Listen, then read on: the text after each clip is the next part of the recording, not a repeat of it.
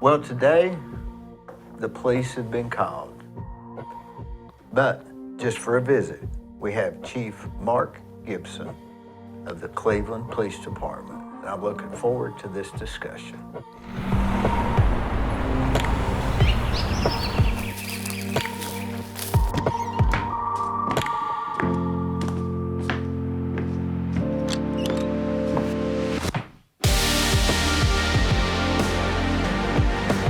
Got in it, but I guess it's the electrolytes that I like. It'll make you feel better. I wish they had a little bit of a carbonation in it, but I guess then it'd be a Coke. I'm sure the carbonation takes something away from it. But I was looking on the bottle. I looked it up online. It's got about the same amount of sugar as a Coke, but in 20 ounces rather than 12. So it's less. Yeah. By volume, I guess. Well, if it balances out, if I know the electrolytes and all that probably outweigh the sugar cost. Probably it does.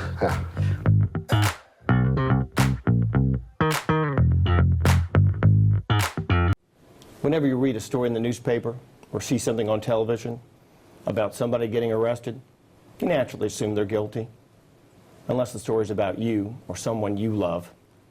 Then you'll think differently. And you'll want a lawyer who will defend you. My name's Scott Canavis. If you or someone you love has been charged with a crime, call me. I'll return your phone calls, I'll work on your case, and I will defend you.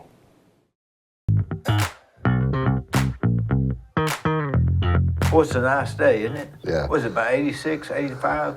Well, it felt like it's hotter than that, but it's a nice September day and a nice cool breeze. And my wife was going on about the summer's over with, and I'm like, go sit outside. It ain't over with yet. It's only chilly a little bit in the mornings. Yeah. But around October 15th is when you just about have to quit wearing shorts.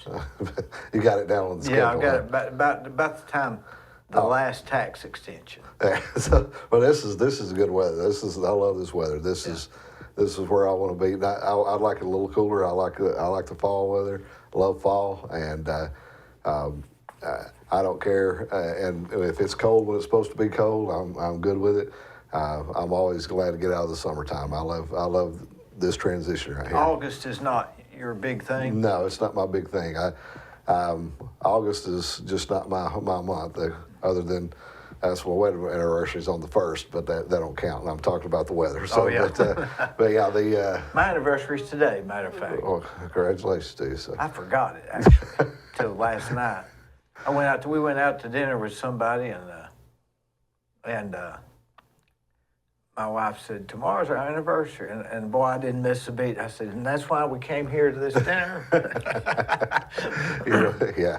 But no, I'm not a fan of August. August is pretty rough on us, on me. But going into this part of the year right here, yeah, I'm a big fan of it. And this is can't be it. The weather's nice. Football season. You're getting toward the end of the year and getting ready to start a new year and getting into the holidays and all that. So it's this is the best part of the year right here. Do you have any hobbies at all? Yeah, I have. I do a lot of stuff outside. I do a lot of hunting and those types of things. Dove hunting and deer hunting and turkey hunting. Just anything outside of that. But I don't do as much. Shooting as much as just being outside, but yeah, that's the biggest thing is. No sports other than hunting. Well, I've dabbled in softball and I play a little bit of golf on times that when somebody asks me, and we had a softball team for a while, and I played softball quite a bit, but the biggest thing is the hunting and being outdoors, that type of thing. So. Do you drive somewhere to hunt, or you hunt around here? I do both. I hunt around here a lot. We have places around here. Bradley County, when I was growing up, this part of Tennessee didn't you didn't have turkeys, didn't have deer, you didn't have all those things, and so that population has really grown and really give you a lot of opportunities to hunt around here now. And so my son, we really got him into it at an early age, and now he's 23 years old, and he's just very proficient at trapping and hunting and things like hogs and coyotes and that are just really the populations have grown to that point where they're a problem, and so it's a lot more opportunities. We don't have to travel as much as we used to find good hunting opportunities. Wonder why there's more hunting like that around here than there used to be. Well, it's the conservation part of it. I think Tennessee's done a good job with the conservation part of it. The turkey population and even bringing back elk and building the deer population, and then also I think hunters have been given better opportunities, so they go out and are selective and just like us, we'll take whatever we want for meat and things like that, but you don't kill everything that comes across in front of you, and that's kind of what you used to do if you hunted around here, because if you saw anything or had an opportunity to harvest anything, it was few and far between. But I know the turkey population is just booming. They're everywhere, aren't they? Yeah. So but unfortunately, hogs, coyotes, all those natural things happen. Bobcats, all those things, those populations grow. They grow because there are opportunities of other animals that are thriving. So we've really enjoyed over the last couple of decades just seeing that improve. I know from when I was a kid to where it is now. There's good deer opportunities. everywhere. I remember when we was a kid, it was a big thing to see a deer. Now it's just almost don't even notice them. Yeah, I don't even notice them, but it's it's good opportunities. Like my kids, we never had cow ground beef. We always had deer and deer sausage as meals, and for them, and they that's just a normal part of it. Just having a food source that's kind of unique, and you go out and harvest it, and I think Tennessee's done a really good job of the conservation, and that's a lot to do with the hunters, the people that hunt responsibly and do those things. I've seen that improve. So. Have you ever wondered how a turkey would defend itself in the wild? Well, it has no arms. Well, if you've ever seen a turkey, especially a male, a gobbler, they're pretty tough animals. And Well, they peck or what? They have spurs. They have probably about an inch to an inch and a half, and some of them up to 2 inches on spurs. turkeys. Yeah, and they're very powerful legs. They can fly. They can run. How far can they fly? They can fly about like a regular bird. They just but they run. They run very, very quick. They've got very strong legs, and so they've got a lot of defense mechanisms. But you can watch them fight and watch them fight each other, and they're pretty stout. So birds. they could fight against a coyote by flying away. I guess fly up into a tree maybe. Yeah, they fly. They roost. They'll fly, or they can run from it. But their eyesight is the other thing. They have very good eyesight, and they can see long distances like a hawk from. So movement, predators that are trying to sneak up on them and stuff like that. Their eyesight's very good. So. Same way with ducks, you think? I don't know about ducks. I don't know about ducks. I just, ducks seem to their best defense is they can fly and fly fast. So that's because they don't have claws. No, I don't think so. They have webbed feet, but Yeah. they have. I guess they can swim. That's probably something. They can swim and fly. So that's I think that probably protects them. But the turkeys they're pretty tough animals. I've seen them in action. They're pretty tough. So If you go out hunting and you don't catch anything, is it okay? Is it just a point of getting out? Oh yeah. That's the majority of the time. It's just being out and just being out enjoying that and watching nature and watching getting that time away from everything, getting that quiet time. it keeps me off my phone because it's Yeah. not very good hunting technique to be on your phone and all that. So that time away is probably what more beneficial to me. I enjoy driving, Driving. just driving. Yeah. I don't mind that if I'm by myself, you know. So Yeah. driving long distance by myself, I don't mind that. Mm-hmm. I hear people say that all the time. They can't do that. It's not something they can do. I don't mind it. I don't mind it at all. Especially the older I get, the longer I stay in this job. That peace and quiet's pretty Of course, nice. if you're in the phone, you've got the Wi-Fi on. Does police cars have Wi-Fi now? Yeah, most of them do. Or speaker phones, whatever they are? The Bluetooth, actually, Yeah. yeah. Most of them do now. There's a few we've still got a few around that don't, but for the most part they do. So. Yeah, I guess that's a changeover that the public wouldn't realize. You have to change over to that, don't you? Yeah, we have to change over that, and of course, cars getting more expensive.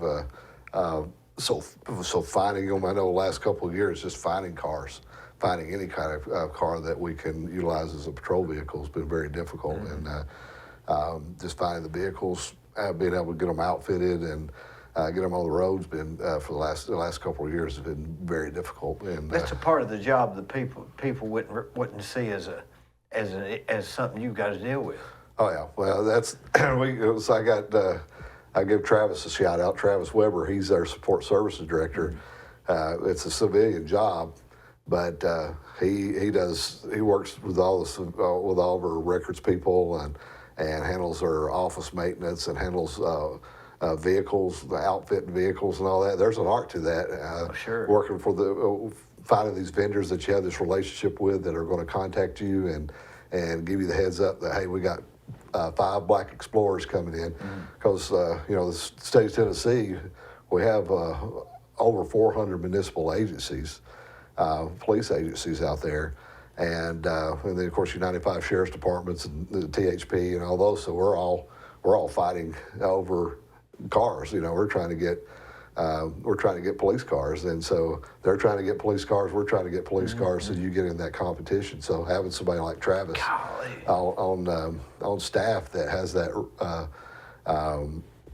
that relationship where he's got dealerships calling him going, hey, I got this many vehicles. If you want them, let me know. I'm ready to. We're about to bring them in. So there's a background to that I don't think people realize, and even our officers don't realize that. They're coming up going, wait, when we're getting our new cars, and well, first, we don't know if we are getting them. Yeah. Second of all, we don't know when they're going to be here. And third of all, we don't know how long it's going to take us to get them outfitted where they're ready to go on the road. So we've seen that take up to 7-8 months to get cars from the day we order them to get them on the road. So If you go buy some of these cars, right, even now going to a dealership, they'll say, well, we won't have one for 6 months or 8 months, and that's a more common vehicle than what you're looking for. Right, we're looking for something that serves a practical purpose, but also is cost effective. We got to be good stewards of the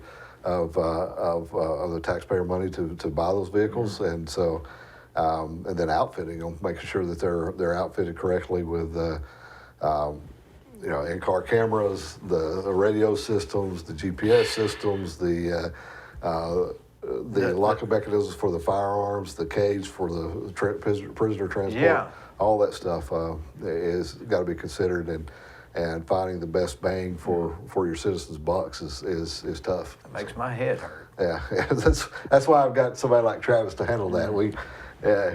I told him we pay him to worry. Yeah. Just let me know what he needs, but I'll let him worry about it. But he does a really good job, and having somebody like that on staff, that's something that's unique to today's law enforcement world, because it is more like a business, and having those people that have that talent and finding those individuals that have that talent is tough, because that's not generally what people sign up for when you get into law enforcement. You're right. Yeah, it's a whole separate and apart, really. Right. Are you related to Shane Gibson? I don't know. I don't know Shane You don't know Gibson. Shane? So He's a great guy. yeah, I have a lot of Gibsons that I'm related to, and a lot that I'm not sure about.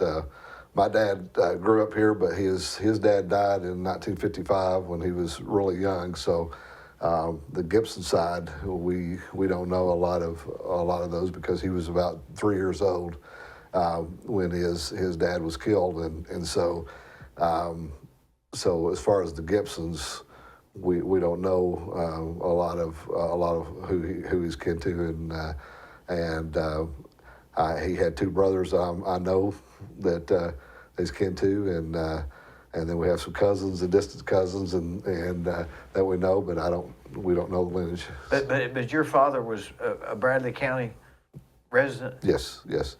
He grew up here and graduated from Bradley, Bradley High School, and worked at Duracell for, I think, for 40 years or better. As was a mechanic out there. So we had two brothers that lived around here, and one went to Vietnam, went to Florida, and came back in his last few years, and he's got another one that still lives around here. So those I know, those are the Gibsons I know that I'm kin to, but outside of that, no, I'm not really sure. So.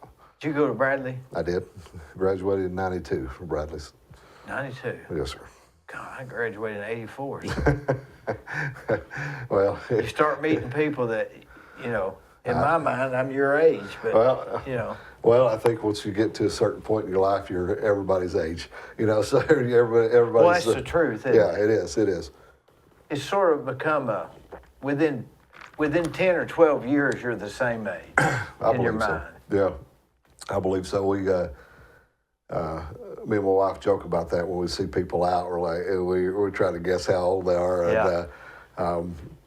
And then when you see somebody that looks a lot older than you, and you find out that they're younger than you, it's kind of an eye opener. But I think you get to that same point, this point in your life where that age really is not relevant. You kind of feel like everybody's kind of the same age, and that year you graduated high school and things like that, or you don't have that much in common with people anymore. So I hear people tell me that, I think we went to high school together, and they'll tell me that, well, I graduated in 80 something, and well, I was in 92. So, but I was 92 and went to UTC after that.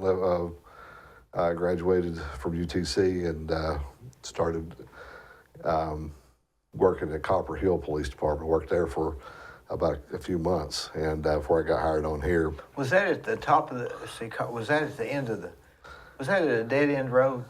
Copper Hill, it's above the mountain in Polk County. So, Right. So it's a. But I've been by there, I think. Yeah, it's above the mountain. 64 all the way up, and then McCaysville's right across the bridge, McCaysville, Georgia. So that was my first law enforcement job. How long did you work there? Probably about 4 months, and They still had the blue line then that divided McCaysville from Copper Hill. There was. I mean, you just go across the bridge. But, I mean, they had the blue line that went up the side of the IGA building. It was there, and it's still there to show you the line. But there was one bar called Mayford's Bar in Copper On the Hill. side street, wasn't it? Yeah, but it stayed open. It was only supposed to stay open until like 12, but it stayed open all night.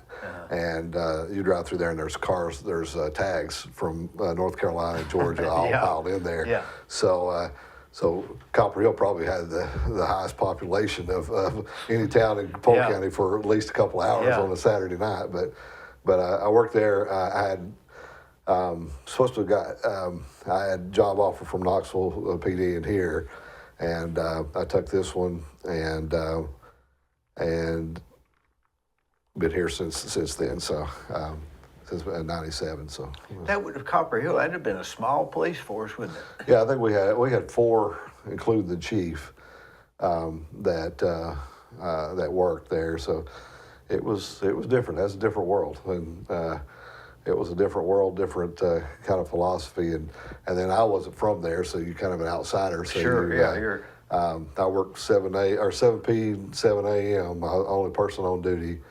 Polk County Sheriff's Department had 2 deputies that were on duty during that time period, but they would get in the car together and ride together. So if they were below the mountain or in Benton, you're 45 minutes an hour before they may get to you. At best. Right. So McKaysville was your closest person. So you got to know your McKaysville person real well. What about Ducktown? Isn't that? I mean, that's because they had a police department. Yeah, at that time they did not. So. So you were out there by yourself. Yeah, you're out there by yourself. So and just starting out. Yeah, just starting out, but you learn how to talk to people. You learn how to deal with people, and you figure out how to do it. you figured it out real quick because you were the people that lived in that area. That was their whole world. They didn't care what was happening anywhere else. Copper Hill is what we're worried about, and so it was a good experience. It was one of the best experiences I could have had to get you kind of acclimated to how you need to talk to people, how you need to treat people, and the best way to interact without getting yourself killed or hurt. And I tell the story all the time. I had, you had to buy everything. They didn't provide anything for you. The uniforms, you go to the locker and they find something that fits. And, but I'd ask the chief about what kind of ammunition we're supposed to carry. And he said, just carry whatever you want. And I said, okay. And he said, but make sure the first 2 rounds are ball ammo. I said, well, why? He's, well, if your gun gets taken away from you and you get shot, ball ammo won't do as much damage and you can survive it, have a better chance of survival. And I thought, well, I don't really plan on getting shot, but okay. But I left, went to Cleveland, and there was a guy named Jerry Reed, and not the country singer, but Jerry Reed took my spot. And he was on a traffic stop one night, got shot, and got his gun taken away from him, got shot. And I was talking to the TBI agent that was working the case. He said, yeah, he stopped his car, got a scuffle, they took his gun away from him, shot, and it got up under his vest and went through and through. And he goes, he's lucky to be alive. He said, for some reason, he had ball ammo in his gun. He said, we got ball ammo in his gun. Is that a true story? That is a true story. And he's got ball ammo in his gun, and he survived, So maybe. You assume. Right. Yeah, so I thought, well, that's interesting. But I remember that kid, he started working there when I was leaving. But I worked there about 4 months, and I got a job offer here, and a week later I got a job offer in Knoxville, and I decided to stay here. November 10th, 1997 is when I started working here. So it's been a good 27 years or whatever it has been. So you were installed as chief, what, in 15 maybe? Yeah, September 2015. Yeah. So I'm finishing up, this month I'll finish up my 9th year, and I'll start my 10th year as the chief. So. Is it harder than you thought? Maybe not as I thought. The amount of time has been tough. This is, I make this joke all the time, and people tell me I shouldn't do it, but I do. It's they ask me about it. I said, it's the worst job in law enforcement I ever had. And I'm blessed, and I'm fortunate, and I'm so appreciative that I have this opportunity. But it's truly one of the worst jobs in law enforcement that I've had, because it's so far removed from what you signed up for. There's just so much, so many things that you didn't expect. So many things that are part of this job that. It's not in a textbook, and being the liaison with all these people from the community, and people from nonprofits to businesses to your own department, trying to take care of your men and women, trying to make sure the operations of the police department, that part's easy, because we have some of the best men and women that you can find. Probably the nation, but I know in the state of Tennessee that work for us and have worked for us. So that part's easy. The operations part almost takes care of itself. My role is very simple, just to be there for them if they need something, and to facilitate those needs. So the complex part of it gets into working with those entities and organizations outside law enforcement that just the best way I can say it, that have input on how they think you should do your job. And that part's the difficult part. You know, and with your men and women, you try to take care of their needs, but sometimes their individual needs does not support the mission of the Cleveland Police Department, and is not what's best for the Cleveland Police Department and the community they serve. So, it is. I was told a long time ago it was contact sport, and so it is, and I expected that fully. I think the difficulty becomes the amount of time that has the 9 years that's gone by. That's the difficult part, because if I went back now and had a choice of how I would rather this went, I would rather had more time to learn different jobs and get a little more executive experience, and then get cast into that role. The way things worked out, I had very little executive experience, very little administrative experience at that level at the time that I went into the Chiefs world, and I have 18 years. I had 18 years in law enforcement at that time, but I still have about 12 years left at that time. So 12 years is a long time to survive at that role.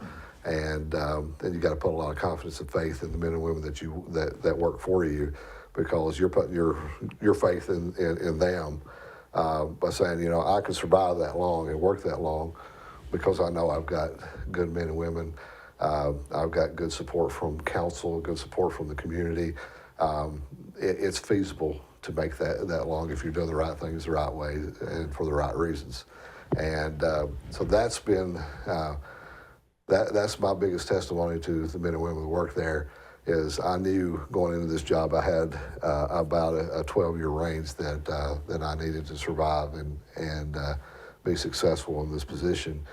But I knew their capabilities and the type of people we had working there would carry me through that. And I've got my 25 years in, so I can retire, but it's now the age thing. So it's worked out, but the complexity of the job is about what I expected, except for the longevity part of it. That every year is a different challenge. The political atmosphere when I came in to where it is now is completely different.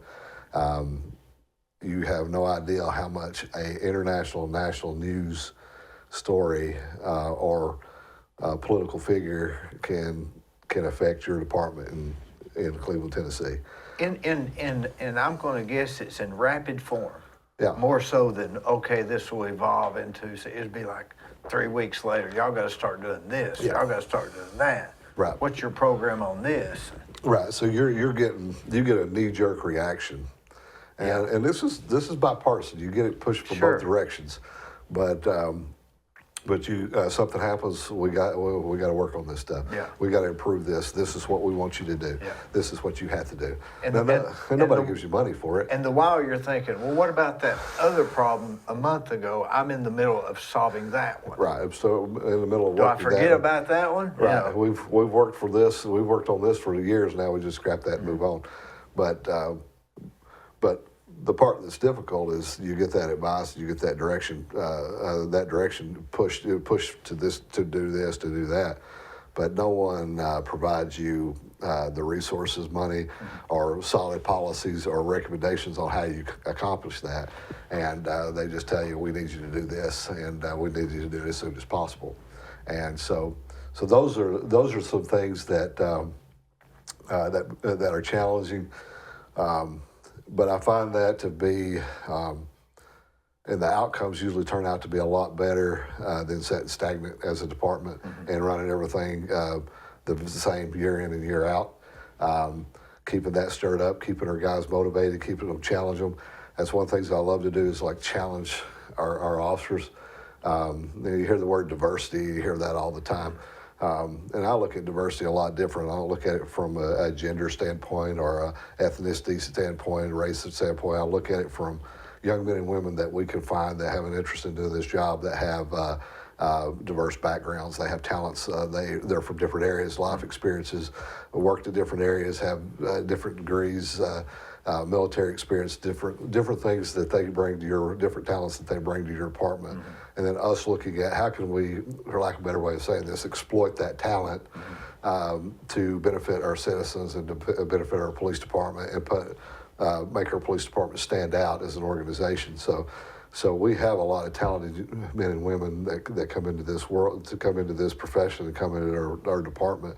And so making those adjustments and challenging them and giving them those opportunities helps them grow. And sometimes they grow right out of our department. Like we was talking about Dwan Massagill, great kid, worked for us about 10 years, and now he's teaching and coaching at Bradley Central High School. I'm perfectly fine with that. I think that's great. I'm proud that the Cleveland Police Department had an opportunity to be involved in his life and his career, that got him to that point where he's doing something that he's finding fulfillment in, and his service to the community, what he done with our agency, it's going to go full circle. You know, it'll go full circle.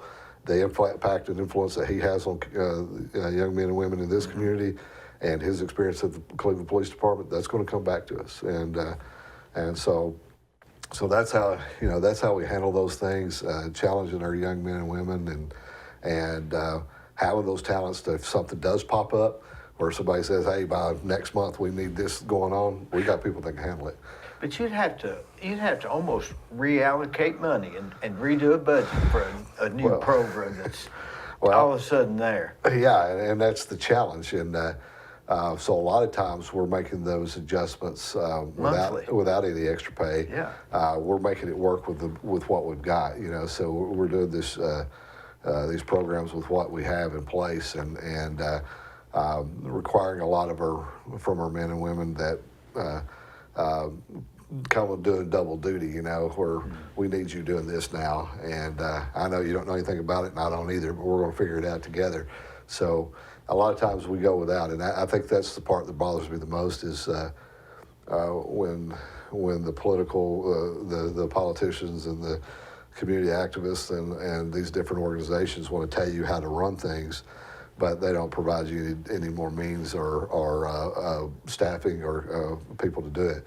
Now, our council and our city manager and our mayor, they've always been very supportive in adding to our law enforcement fund and building our department. But it's that knee-jerk reaction where you don't have time to budget it or get to that budget year. Yeah, that's right. We need this implemented by the end of the month or by the end of this period. So it's challenging, and it's always moving, and that's the part that's probably changed since I came on. Is it just seems like year in and year out, there's something that gets pushed our way and put in our purview that's out of the norm. Do you think it was always like that, but as we get older, we're more perceptive of it? Or is it, I mean, I've wondered that in my business. Is this just me thinking it's that way? Or is it, it's because it seems like it's getting more complicated? I think it's getting more complicated. I just think there's just so much brought in, and everybody has expectations, and we don't want to tell anybody no. You know, that's the we don't tell this person no. You can't say no. This is a good idea, but we don't want to do that. Yeah, it's just we like that idea, but we're not going to do it. You know, that's usually not an option. Because somebody's going to find a compromise. Let's compromise on them. So you end up doing something anyway. Right. But no, I think it's more complicated by far. I've got my contractor's license renewal, and it's up January 31st. Mm-hmm. And for years, I start around, end of October, and by the end of November or into middle of because you have to have your jobs and everything have to be audited. I mean, you have to say, I'm doing this job for this person. Here's the contract. Here's what I've spent. I mean, it's more complicated than you'd realize. Mm-hmm. And so the last time I did it, which is every 2 years, I did the normal, and they said, hey, you're supposed to have this in 2 months ahead of time. And I said, what do you mean? I've always turned it in 1st of January, and I've got it around the end of January. No, not now. It's got to be in by 2 months ahead of time, like I'm supposed to already know that. Right. So now this year, I'm starting next week on getting the stuff ready. Well, I have to foresee what jobs I'm going to have going at that day that they're auditing my books for. And that'll be a little something every night that I'm either thinking about or preparing the books to look like a certain way. That the guy that says, hey, will you renovate my bathroom? He has no clue that I'm going through all that red tape. Right. Yeah. And maybe I make it more difficult, but I don't think so. Well, What's more difficult than them not giving you a new license? Yeah. I mean, talk that. Yeah, that's your livelihood. Yeah. That's something you depend on for your Yeah, livelihood. so how complicated do you want to make, how much attention do you want to give it? But you also, you said something interesting there is you've got to go through this, but it's a lot of stress and a lot of worry for you because you haven't been through that before. It's all new to you. Right. They've come up with something new, and the reality of it is the game plan or the process is probably going to change. It probably midstream. changed this year. Yeah, going to change again. So yeah, I think that's we see those changes every year, and I started in everything from the trends of crack cocaine years, tough on crime, to now we're going to rotate into this community policing type of activity where we're going to go out here and be a part of the community and do those things. Columbine, now we've got a national incident that's going to affect how you respond to active shooters, your involvements in the schools. You go into the Rodney King, where it's going to affect the way you're going to handle the public and work with the public. You go into 9/11. 9/11 was a huge deal when it occurred because you're overnight, your officers and your police department went into this front line of defense for your country, and that's what they're pushing on you. You're looking for these terrorists that are going to be committing these things. So all your training, everything adjusted to national security. Right. So from working the 20-something square miles, 29 square miles of the city of Cleveland, to now you're receiving all this training and you're getting officers that are being deployed and the largest numbers that they have in decades that are going to that are going into this different phase. And every training was terrorist training. You're going to do all of this. We're hypersensitive to national security now. So and so at some point that started backing off. And but nobody backed law enforcement off. You just kept getting hammered with this.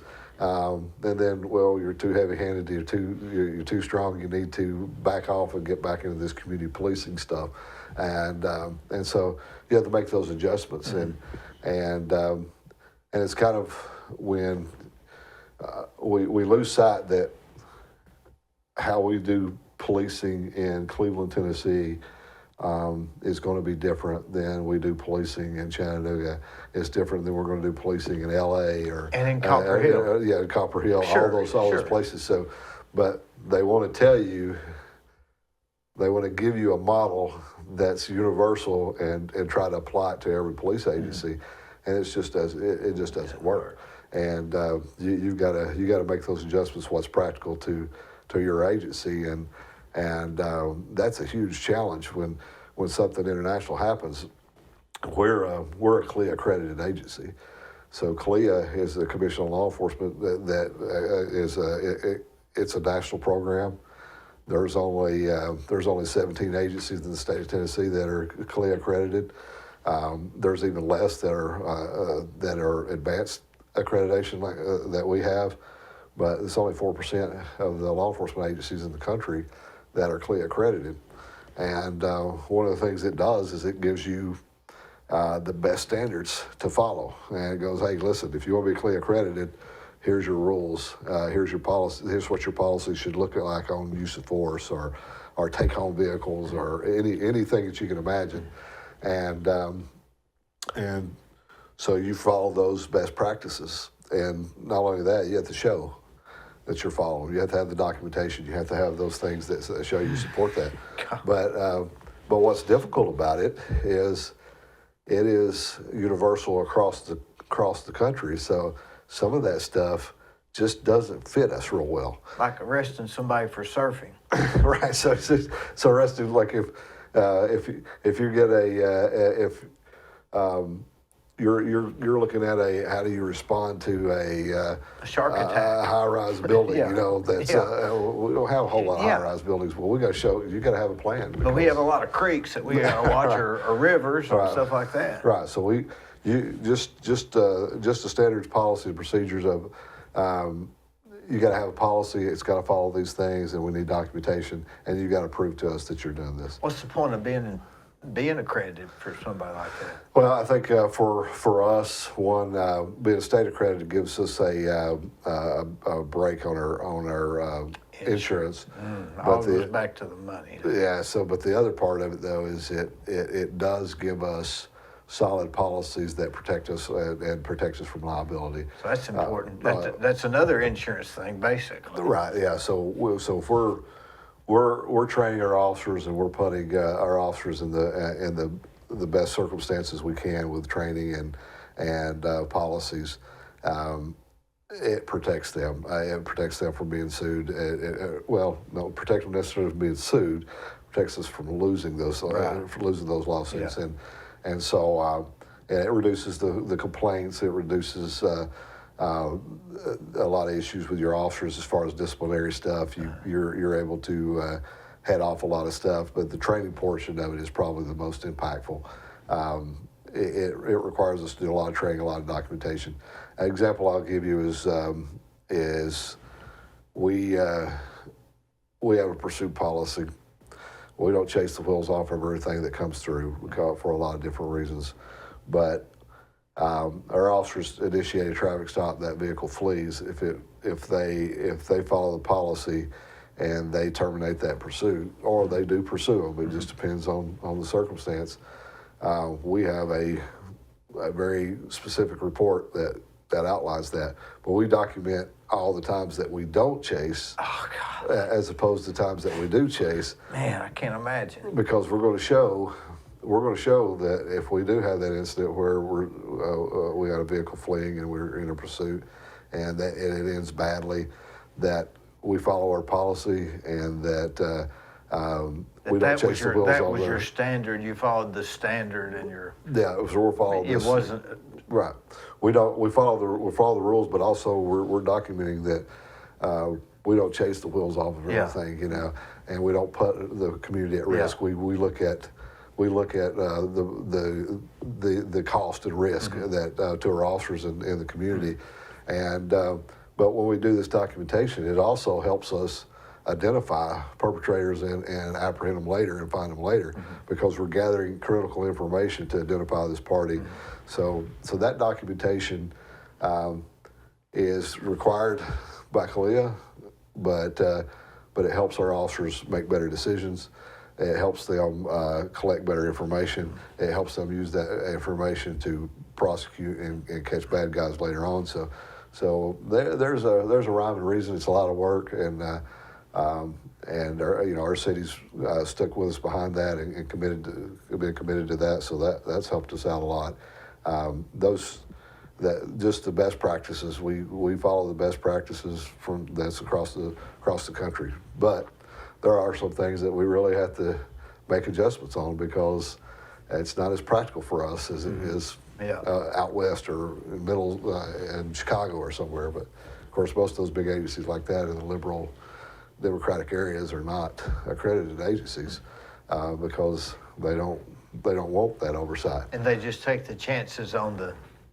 Well, they don't want this third party involved in the operations of the police department. They want that to be handled by the politicians in that group, because that's going to contradict the operations or how they would want to run things, and because that is one of the parts that you find with CALEA in those accreditation things, that they'll give you the best practices.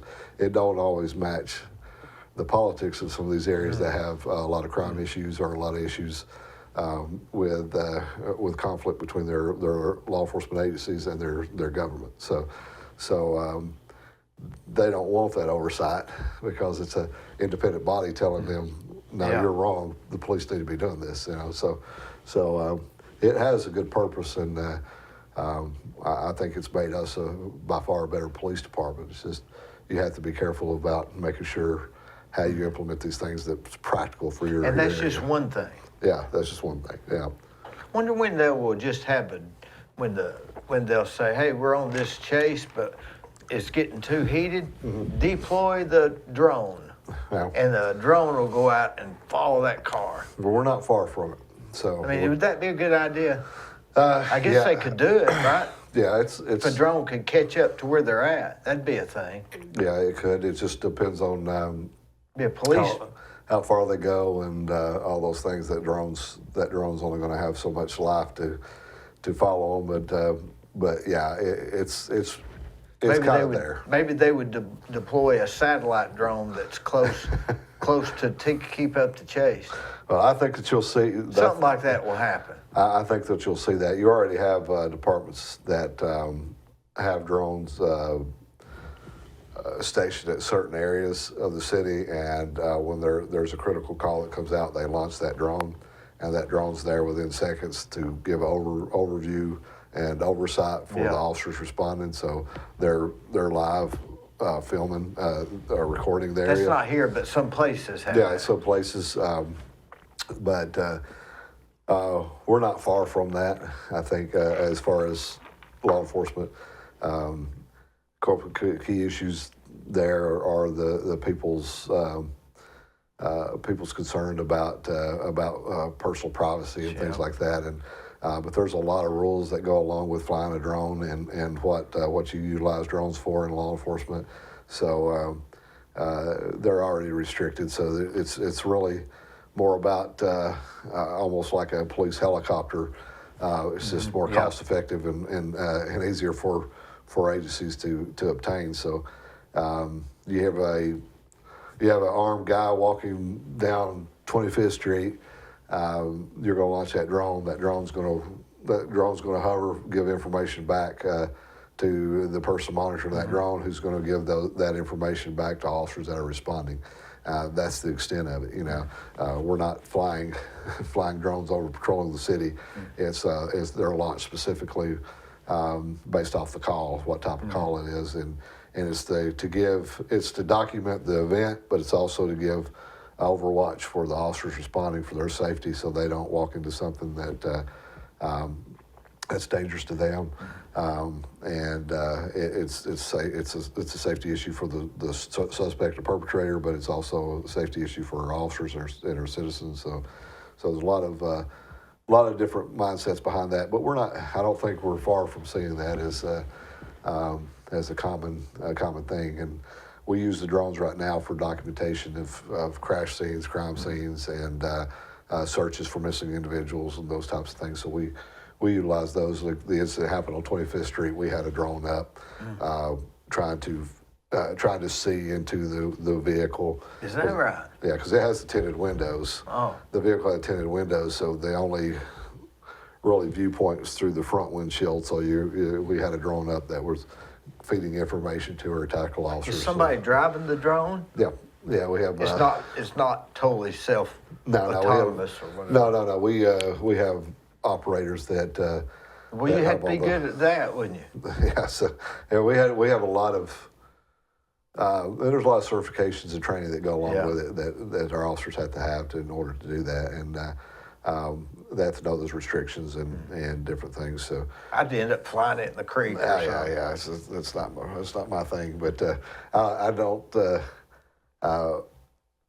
I haven't tried to fly one in a long time, but I think through better technology, they kind of fly themselves. And I know, like ours, if it gets out of sight or you lose it and you can't see it, you can set the remote down and it'll fly back and land itself. So it'll land where it took off. Well, technology is something, isn't it? Yeah. Let me ask you this: the Cleveland Police, can you pick your hat styles, or is that a standard Tennessee hat style? No, we can.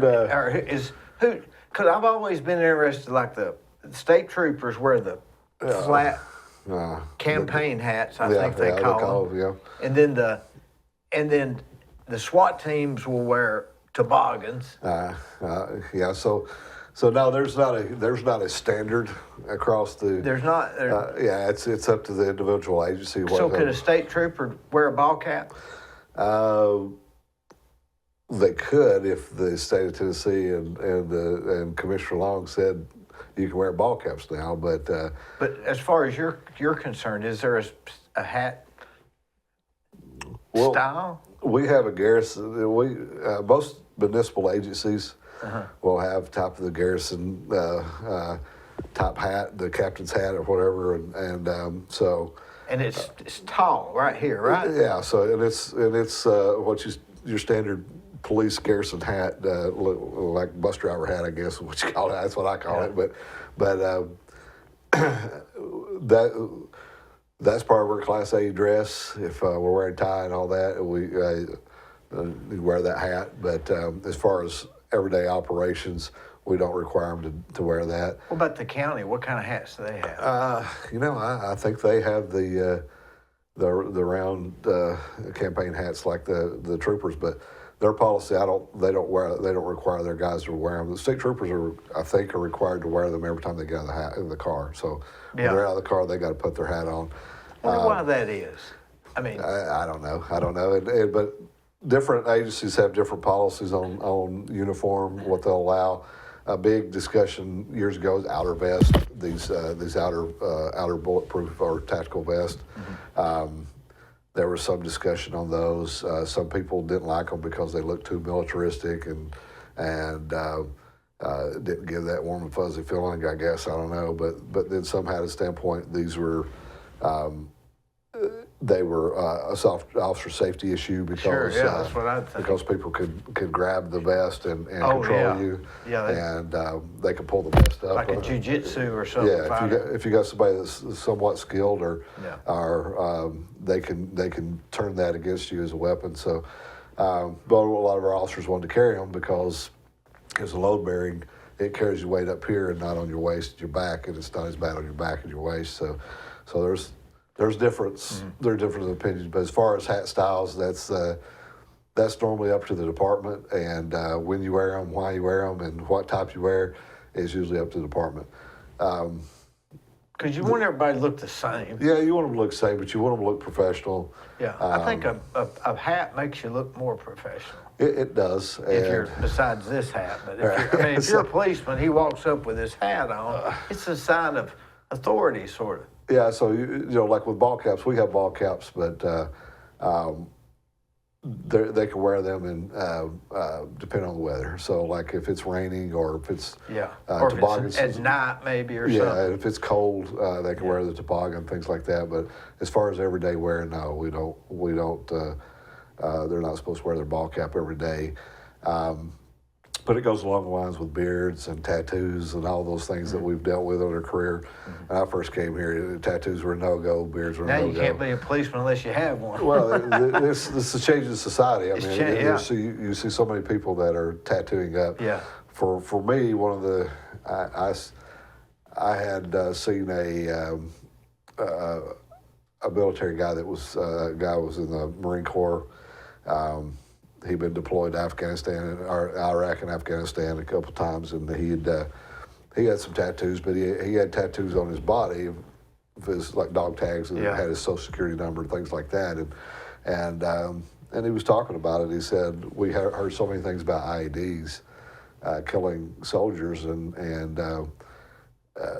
that was a big thing to get those tattooed on your torso so you can be identified. And I can see that. I guess.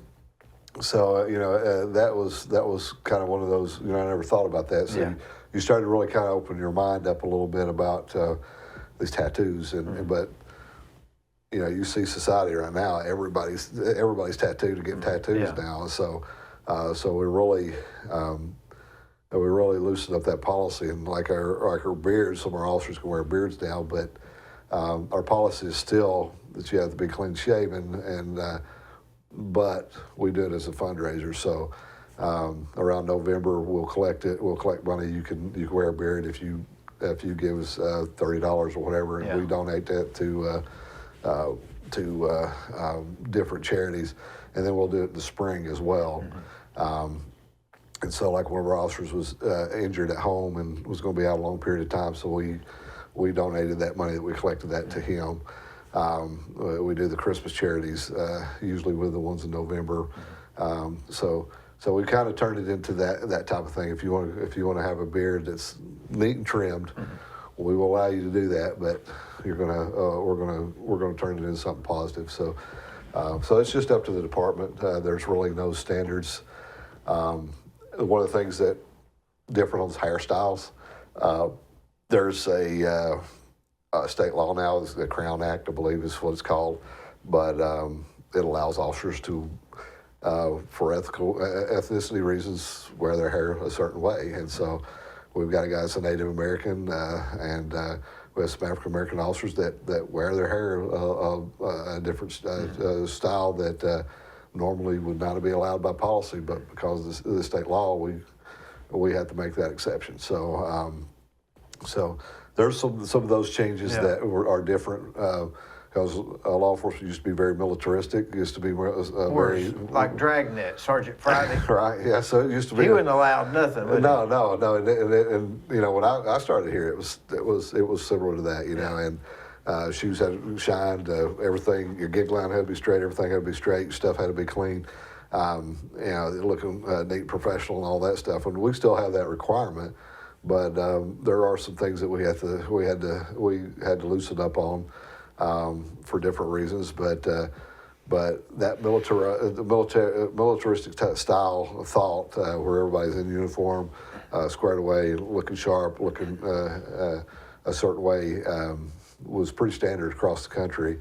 And now it's kind of loosened up. And I see some agencies that'll wear just a polo shirt and the 511 tactical pants, and that's getting more common. That's getting more common. They call it soft uniform type thing. So we have a crisis intervention team.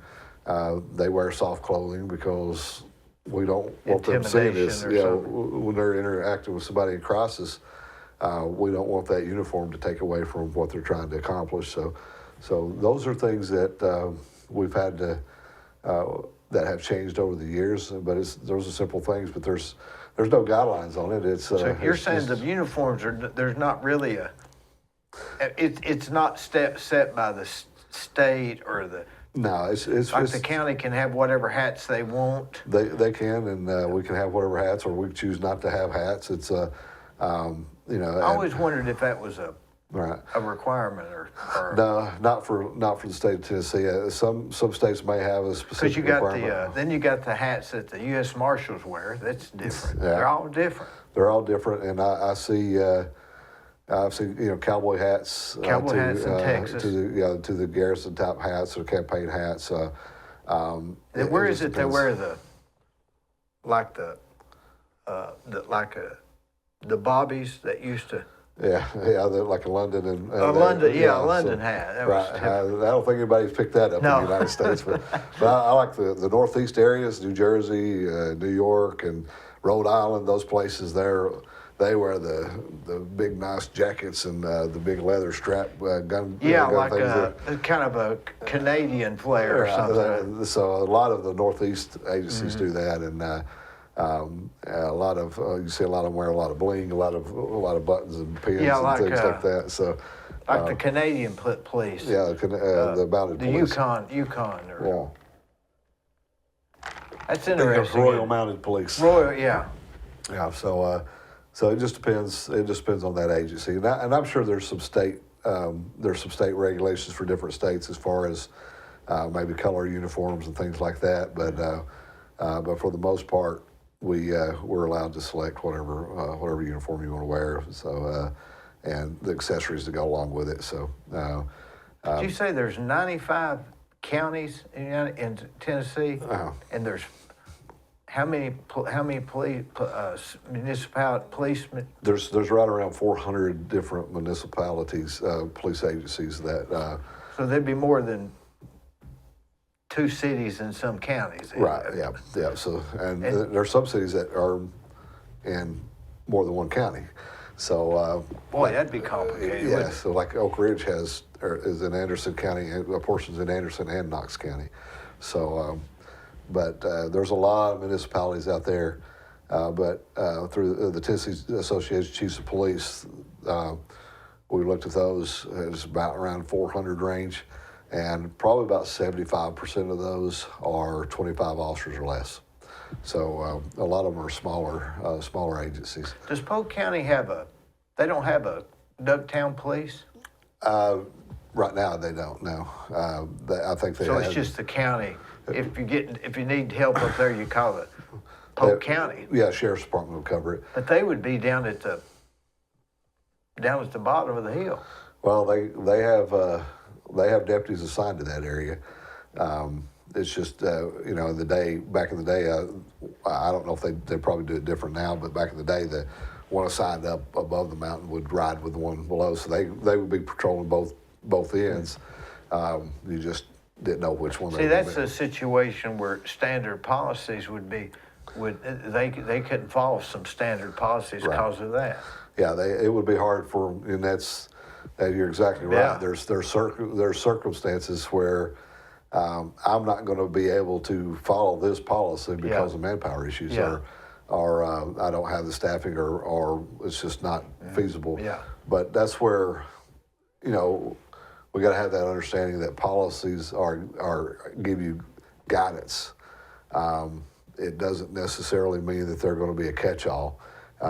They just give you that guidance of the best way to handle the situation, understanding that sometimes there's exigent circumstances that are going to occur, that you're going to do something outside of policy or outside of what you were trained for because the circumstances required that. And that's what we have to be careful of when we're with these new young officers coming in, as we're hammering policies and training to them.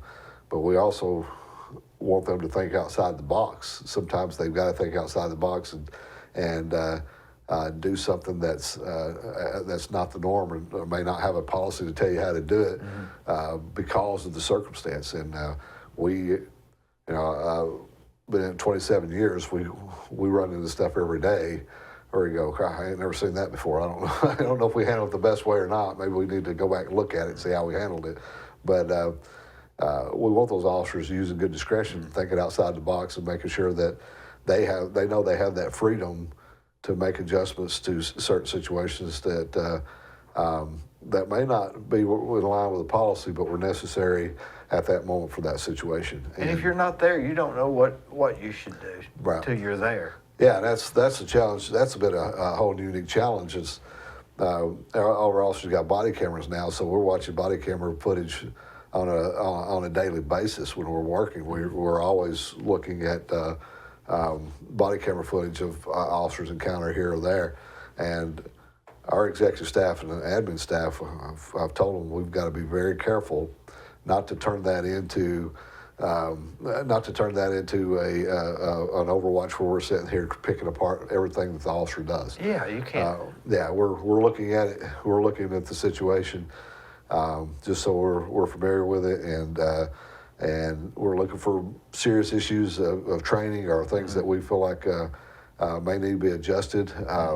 But for the most part, we can't sit there and critique this officer in the comfort of our office. Sitting up here on Monday morning, watching this video when that officer was out here on the streets that weekend. 2 in the morning, no lights or something. Right. So we've got to be very careful of that. Sure.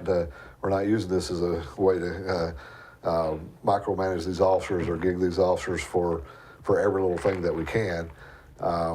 We're watching it for the substance of it, going, okay, what was going on, what happened here? Is there something we can take away from this? Is there something we can use to train other officers? Is there a attaboy or good job that we need to make sure that we put out there for our staff to make sure we recognize those officers for dealing with a difficult situation? And it's so much different. I mean, you see these guys day in and day out, what they deal with and how they deal with it, and it's just so impressive. I mean, these young guys go out here and deal with some very difficult situations, and do it with such integrity and such professionalism, and so most of the time when you're watching these videos, you just see impressive stuff, and it makes you proud of them. But there are times where we look at something and go and see a safety concern for an officer, and we're able to adjust, or we see a situation where we're able to sit down with an officer and give them other options on how they could have handled this situation to make their life a lot easier and a lot safer, and articulation of what they do. One of the things police officers are great about writing down what they did, but not why they did it. And so we hammer that all the time. You did a good job explaining what you did. Okay, now tell us why you did it. You know, include that why you did it, because outside looking in, somebody else may not understand that. So writing why you did that is important, and it makes a world of difference when they're out there in their everyday operations. What if you get a call and you don't know where it's at? You have to punch in GPS or Google Maps, or or is it? Are you just everybody's pretty well familiar with Cleveland? Yeah, everybody's pretty familiar, but I know back in the day we had these little cheat sheets where you'd flip and find cross the streets and things like that. Yeah. But for the most part, it's a lot easier for them because they have MDT computers in their car. So with maps on them, the dispatch knows where they're at. So the dispatch will send it, and it'll pop up on their computer how to get there, maybe.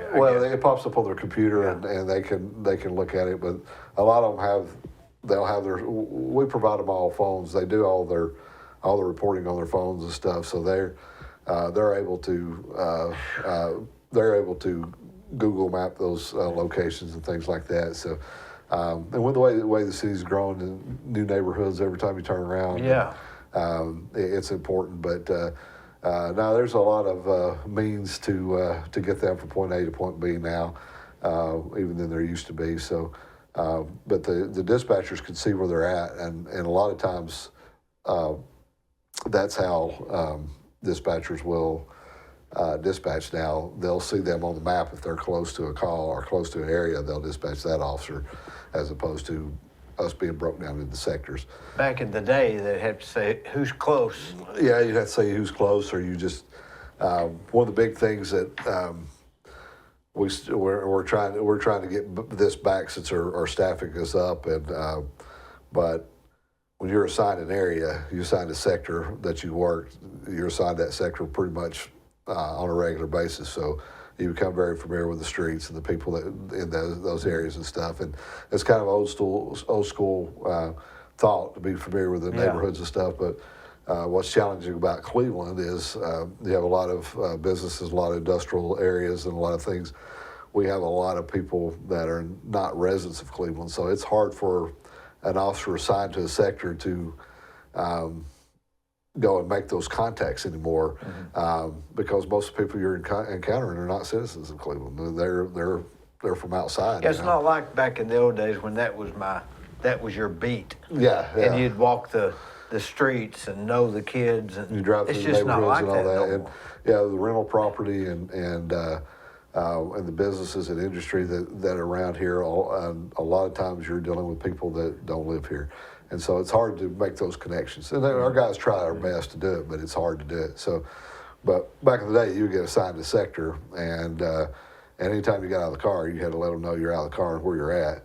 And you didn't go out of that sector. And if you went out of that sector, they would beat you to death if you got caught out of that sector without getting permission or getting told to come out of that area. And that's the reason why. That something happened in that area, you got to be there. You need to be there. You don't need to be up north somewhere. You need to be here in this area. So that was a big difference years ago. Was you're given that area, you stay in that area. You don't come out of it, and unless it's just something major happened and they pull you out of it, you stay in your area, and you're available for calls. So you learned that area very well. You knew the streets. You knew what businesses were open, what businesses were not open, who owned the business, who did this, who did that. And I'm still impressed with their officers today, how much they can keep up with of people, regular people that they encounter all the time. And but I think unofficially we looked at a year of calls, and we had about 30 to 40% of the calls and things that we were dealing with were people that were not citizens. So So knowing the sector's not that as important anymore, I guess. Right? yeah, I mean, knowing the streets and staying in the sector's still important if you're fully staffed. But it's not like people are walking in that area like. No, it's not. You're not seeing that anymore. So yeah, and then homes, residential homes and things like that. A lot of rental property and people. It's not the same person living there that was living there a month ago. Yeah, it's too transient. Yeah, so we're seeing a lot of that, but we're trying to transition back into we restructured our sectors, but we've done that for the potential growth of all the annexation of things, giving that better service. But we're looking at more response times and making sure those areas are getting patrolled, and it's only possible because our staff is back up. We're about at full capacity. I think we have one position that's open because we've had one of our officers just got hired by the TBI, so we'll fill that position. But we're still, so we're at a better place to assign those sectors and hold those guys in those sectors, because before, if you're shorthanded, your officers are bouncing off call to call all over the place just trying to get these calls answered. But the main goal right now is that quick service call and making sure that you have somebody patrolling in those areas and available, as much as possible. So. Well, you got so much stuff, it makes my head hurt. It makes mine hurt most of the time too. But some of the we got some exciting stuff coming up though. I think back. In 2022, we applied. Governor Lee came out through the Office of Criminal Justice Program, and they came out with a grant. There was a formula grant and a collaborative grant, and we got awarded both of those. And it's about $2.2 million. And what we've been able to do with those is buy a lot of equipment, hire personnel. We've created a criminal intelligence unit.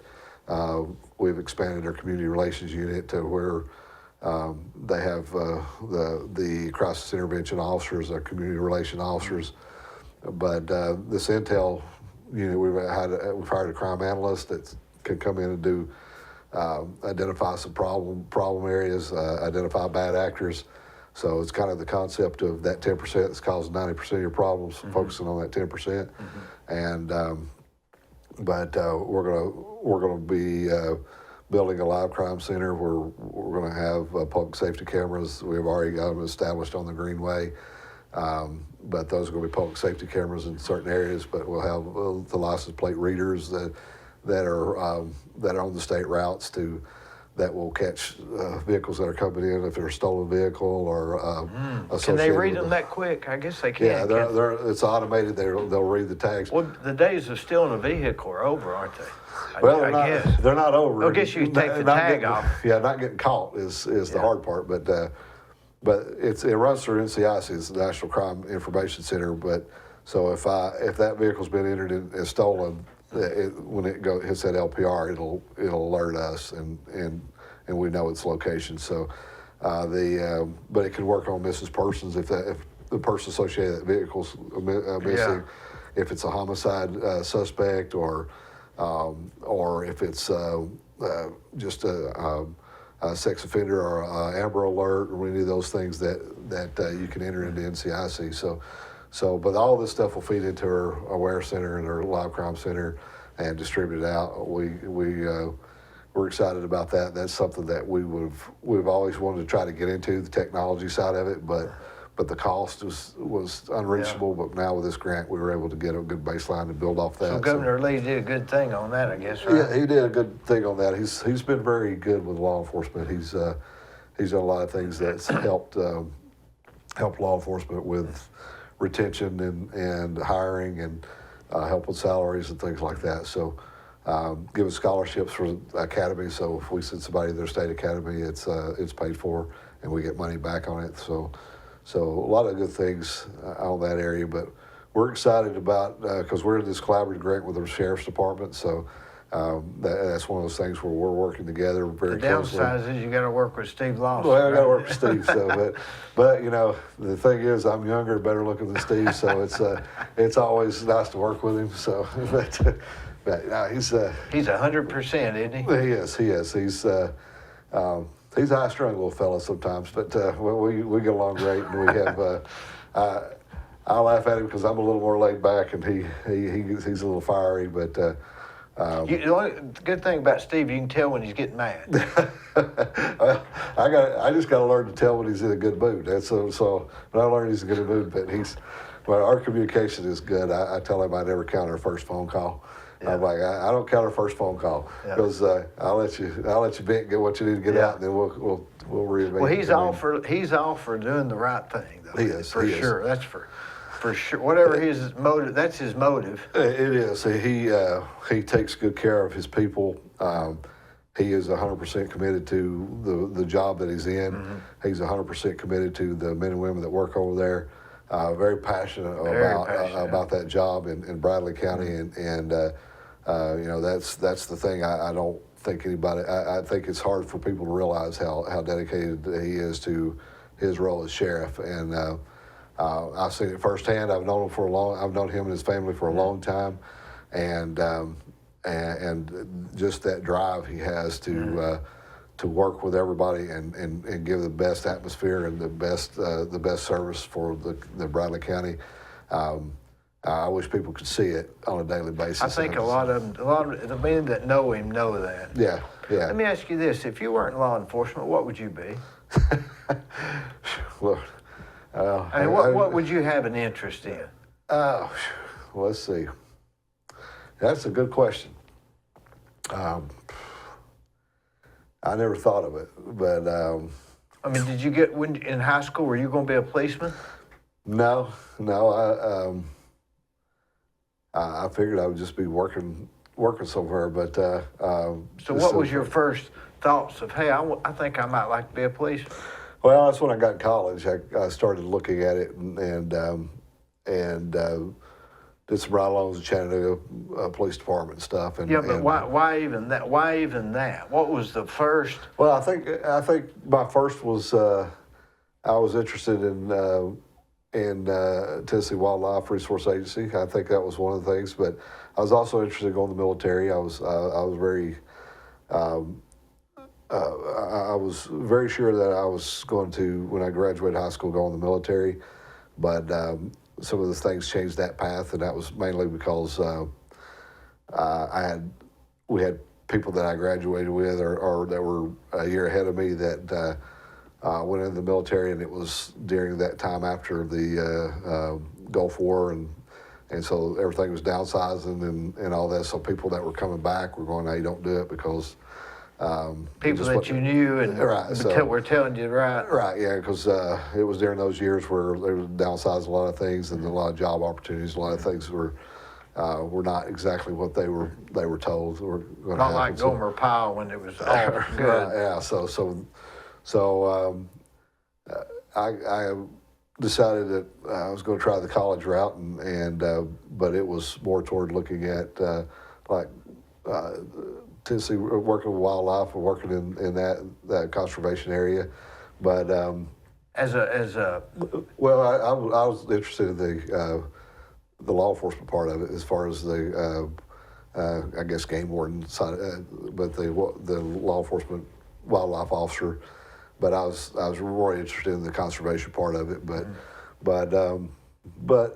as I got to looking into it, I started liking the law enforcement part of it. But I always I spent a lot of time as a detective doing investigations, so I like that part of it. But I don't know what I would have, where I would be or what I'd be doing. But so I worked at Peyton's for many years, and I knew I didn't want to do that my whole life because it was before college or during college. Both, yeah. So both. So I knew that regular 9 to 5, same thing day in and day out was going to drive me nuts. So it would have to have been something a little with a a bit of variety and a little bit of change in it and stuff. Well, you got it. Yeah. So now I mean, that's one thing I can tell you. I don't know that I would, because I started looking at what I would do after I retire, and I teach right now at Tennessee Wesleyan. I teach some classes there.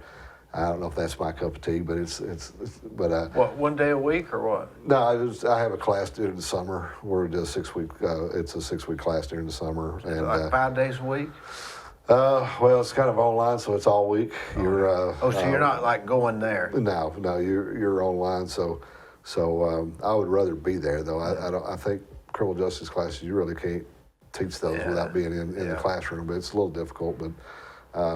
But I've looked at things. I like teaching. I like instructing. I like the training. I like the problem solving. I like to be involved in that stuff. Like with the Tennessee Chiefs Association, I really like being part of that program because we get into legislative stuff, laws and things that we were trying to push through legislation. So now you're the president of that, right? Yes. So That's a pretty big deal. well, I sit here looking around going, how have we hit rock bottom here? Yeah. But so I'm in it. But So how would y'all help set policies?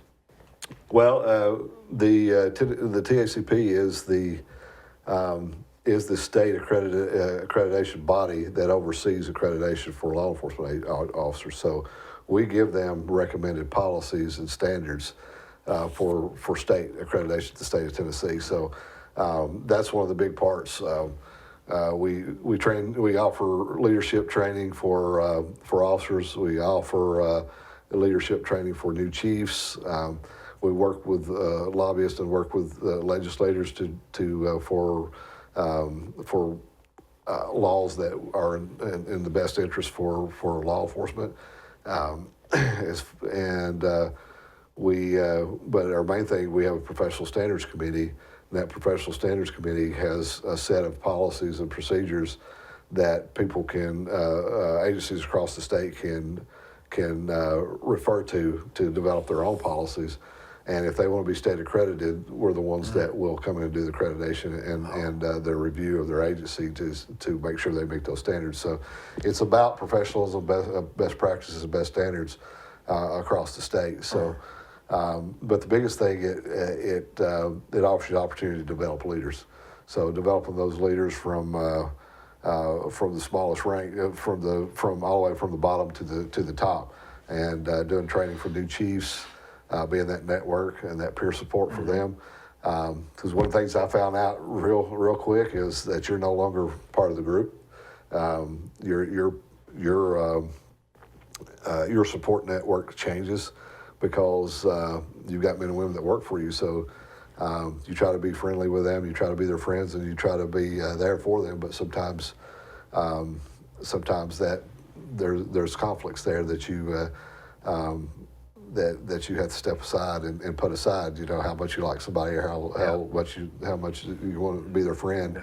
You got to do what's right for the agency and their service to the city. So you find out that becomes your network of people and peers that give you that support and that advice to help you run your agency. And I think that's one of the reasons I've been so involved in it lately, or I've been involved in it since I became chief, is because of that networking. You got great men and women. You got guys that have been in law enforcement since the 70s that are still a part of this association, and all the way to guys that are brand new and don't have 10 years in law enforcement. So getting that feedback, getting that perspective from those different generations. I mean, you talk about guys that started policing. In the 70s, and I know one particular chief that started policing the year I was born, and so he's still in law enforcement. He's still involved. So his perspective and how he's been able to adjust and how he's been able to survive and make those adjustments to where he's effective and can survive is remarkable. outstanding. Yeah, I've talked about trying to do a training program or leadership training program that involved the Andy Griffith Show. Yeah. You know, talk about could Andy Griffith Yeah. survive in Could he today's law survive? enforcement? But you see things in his show that he actually was dealing with, wasn't he? right. So you look at it from his standpoint, his show is. And you start comparing it to what they're telling you how you need to respond to things today. It's not too far off base. So we looked at, we look at those things. We look at trying to give the best feedback that we can to chiefs and their agencies and really get involved in it. The Law Enforcement Innovation Center, it's out of UT Knoxville. They have great programs to help you develop your leaders and develop your officers and give them that leadership. And I see that in the business world. I think law enforcement at today's standards have better opportunities and to train our officers on managing people and those leadership skills that are vital to any organization. I don't care if it's law enforcement or whatever. And I see a lack of that in a lot of our organizations out here, where people are in management positions or leadership positions, but they never had training.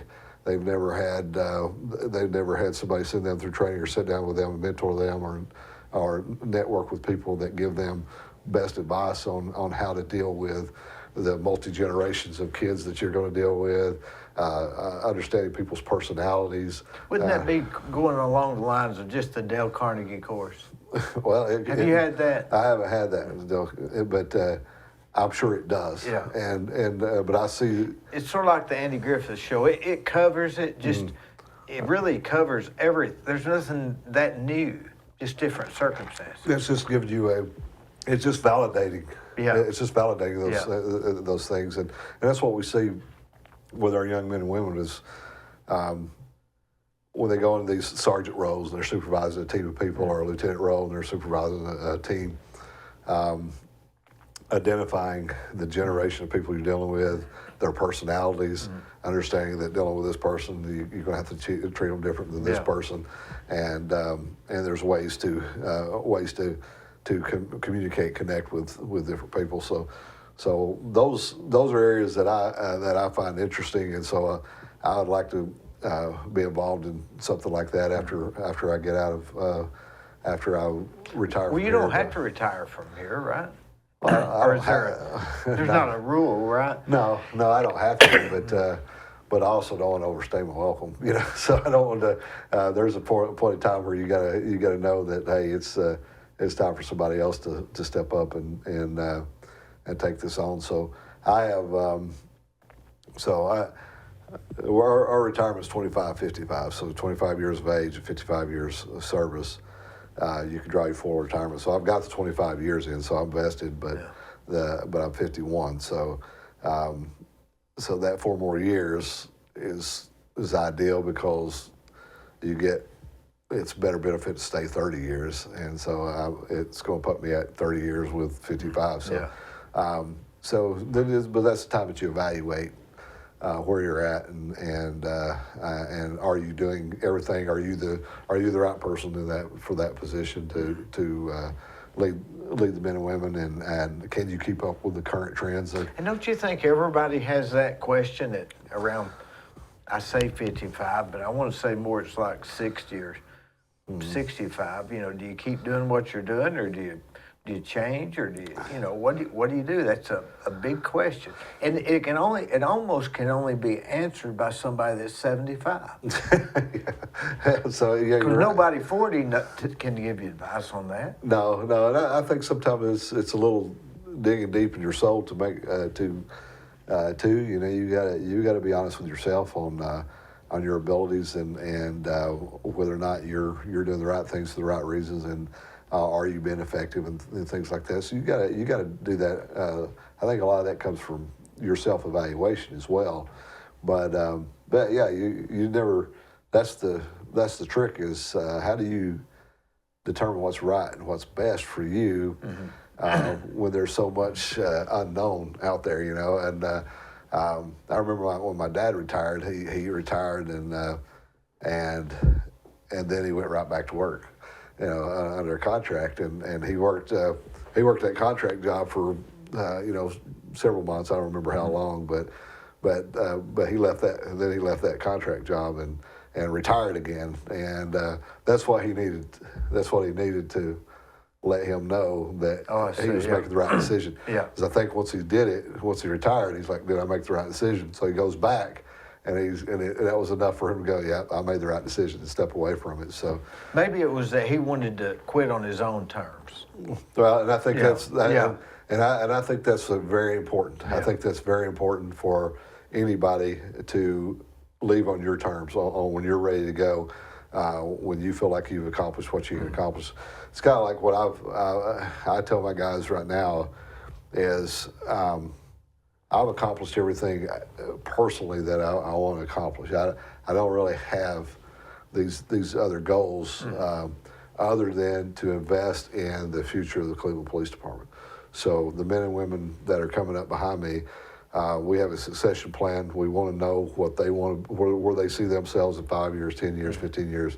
And we want to, that's my goal now, is to invest in those individuals where when I walk out of there, our individuals are where they want to be, their definition of success, what they think is success for them, or they're in that place, and they feel valued, and they feel like they're accomplishing and where they want to be.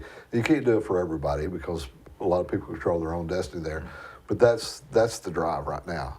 That's the drive right now. I've got this TACP presidency thing that I'm very excited about to work through at the level, but your main focus at work, of course, is day-to-day operations, making sure we do the best for our citizens. But as far as a long-term goal is to walk out of there knowing that you gave every opportunity and the best advice you could give, and and put as much blood, sweat, and tears into the men and women that are going to be running the agency behind you. I think that is the focus right now, and that's totally different from 9 years ago when you were just looking at surviving and getting the agency back on a good foot, and a good relationship with the community. Now it's like, hey, we got this good base, we got good men and women here. Let's invest everything we can into these to our men and women. Make sure we give them as much training, as much opportunity, encourage them, mentor them as much as we can, and get them to that level of their defined success, what they are content with, and that's the ambition right now. So if I'm able to do that and walk away when I'm 55, then I'll be fine with that. Now, am I going to quit? No, I've got other things that I would want to do, but it's probably going to be in that law, the policing profession, and it's probably going to be more toward training and just being involved in what helps other agencies get to those standards. Because that is the purpose of TACP, is that universal professional level of law enforcement for the state of Tennessee. And the state of Tennessee, I'm telling you, is if you look, we're one of the best states in the country for law enforcement. People don't give us enough credit for how far ahead of the curve we are when it comes to professionalism and operations of law enforcement. When they came after George Floyd, they came out with all these things that they recommended all law enforcement do. And we're already doing it. Yeah. We've been, already done it, been doing it, and so the federal government required everybody, every law enforcement agency to change their policies on neck restraints, change their policy on use of forces and duty to intervene requirements and all this stuff. And all we had to do is provide our policies, sign off on them, and send them in. We didn't have to adjust anything. And a matter of fact, the state of Tennessee had already adopted those requirements before the federal government mandated that. So the state of Tennessee is way ahead of of law enforcement in those areas, and we don't get enough credit for it. But very, very professional level of operations, and especially with some of these smaller agencies, the resources they have, some of these rural counties are almost zero, and they operate every day and function every day and do a good job without embarrassing themselves or law enforcement. And it's amazing how they operate. I've noticed you don't have a lot of policemen sitting on the side of the road just trying to catch speeders like they used to.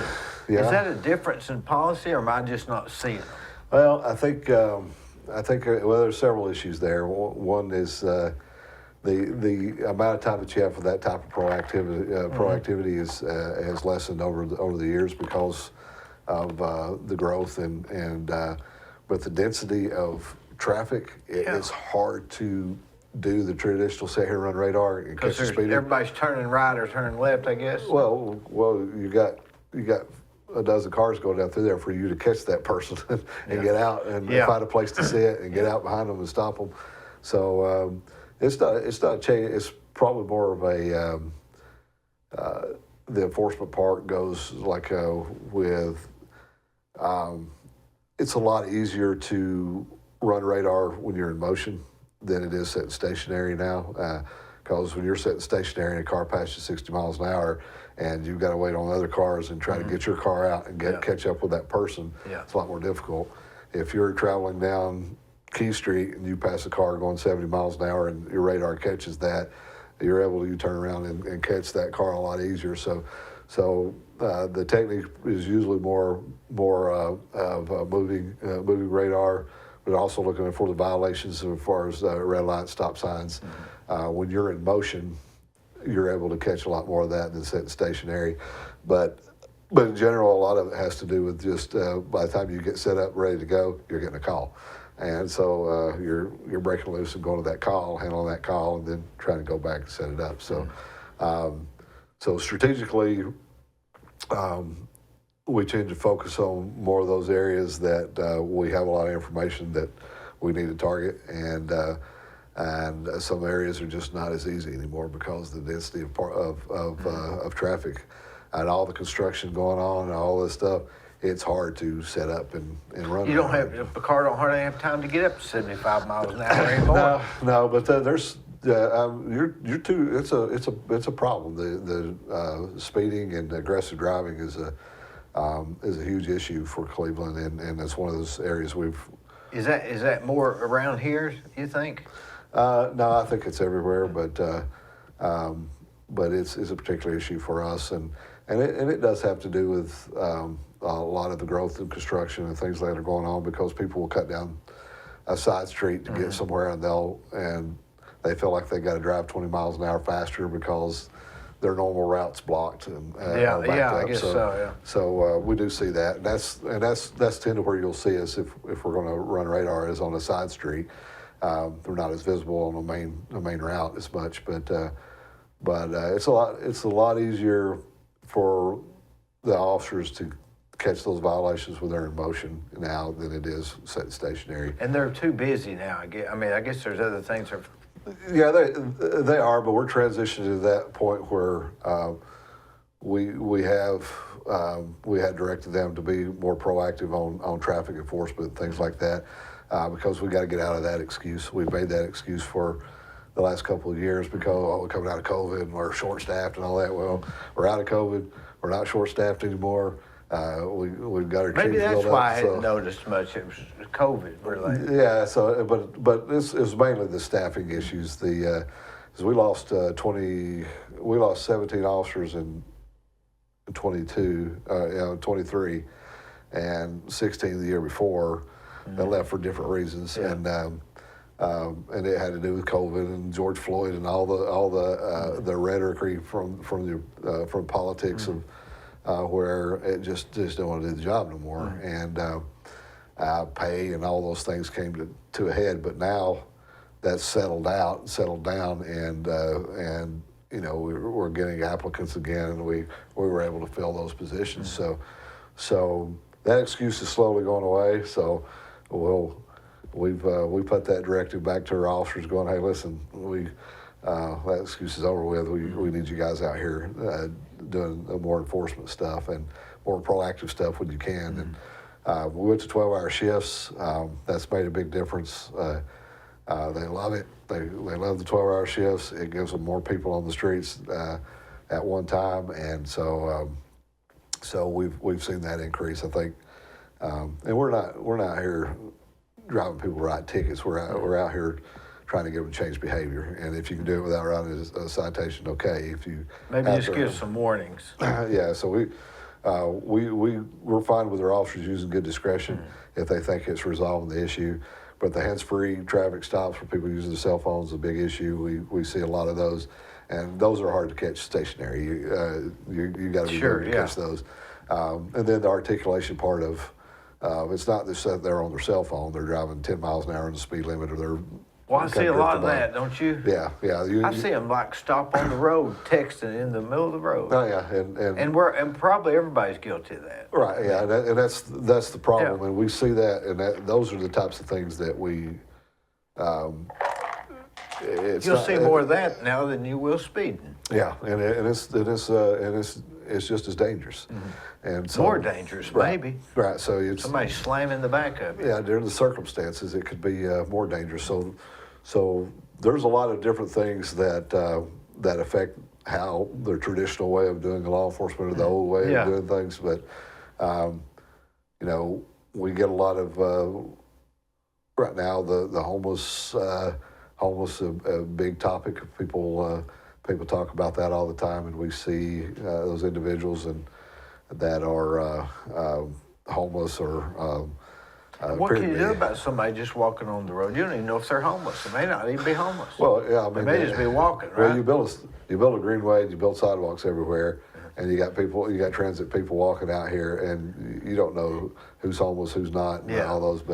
But we see the problem, and we've got a very giving community, and so that seems to enable people to come here and get money by standing on the side of the road soliciting. But what people got to realize is that money goes to feed their drug habit, and if I stand out here on the side of the road, somebody's going to bring me food and they're going to bring me money. That gets me through the day because that money is going to be utilized for my drug habit, and that food's going to take care of for me for the day. So then the sleeping issue is I can sleep anywhere, And I don't know where they're sleeping. They sleep in the woods. I can't imagine somebody sleeping in the woods, but I guess they are. Oh, yeah, it's. You look like you'd see a campfire. Well, you have those issues too, where they're camping and.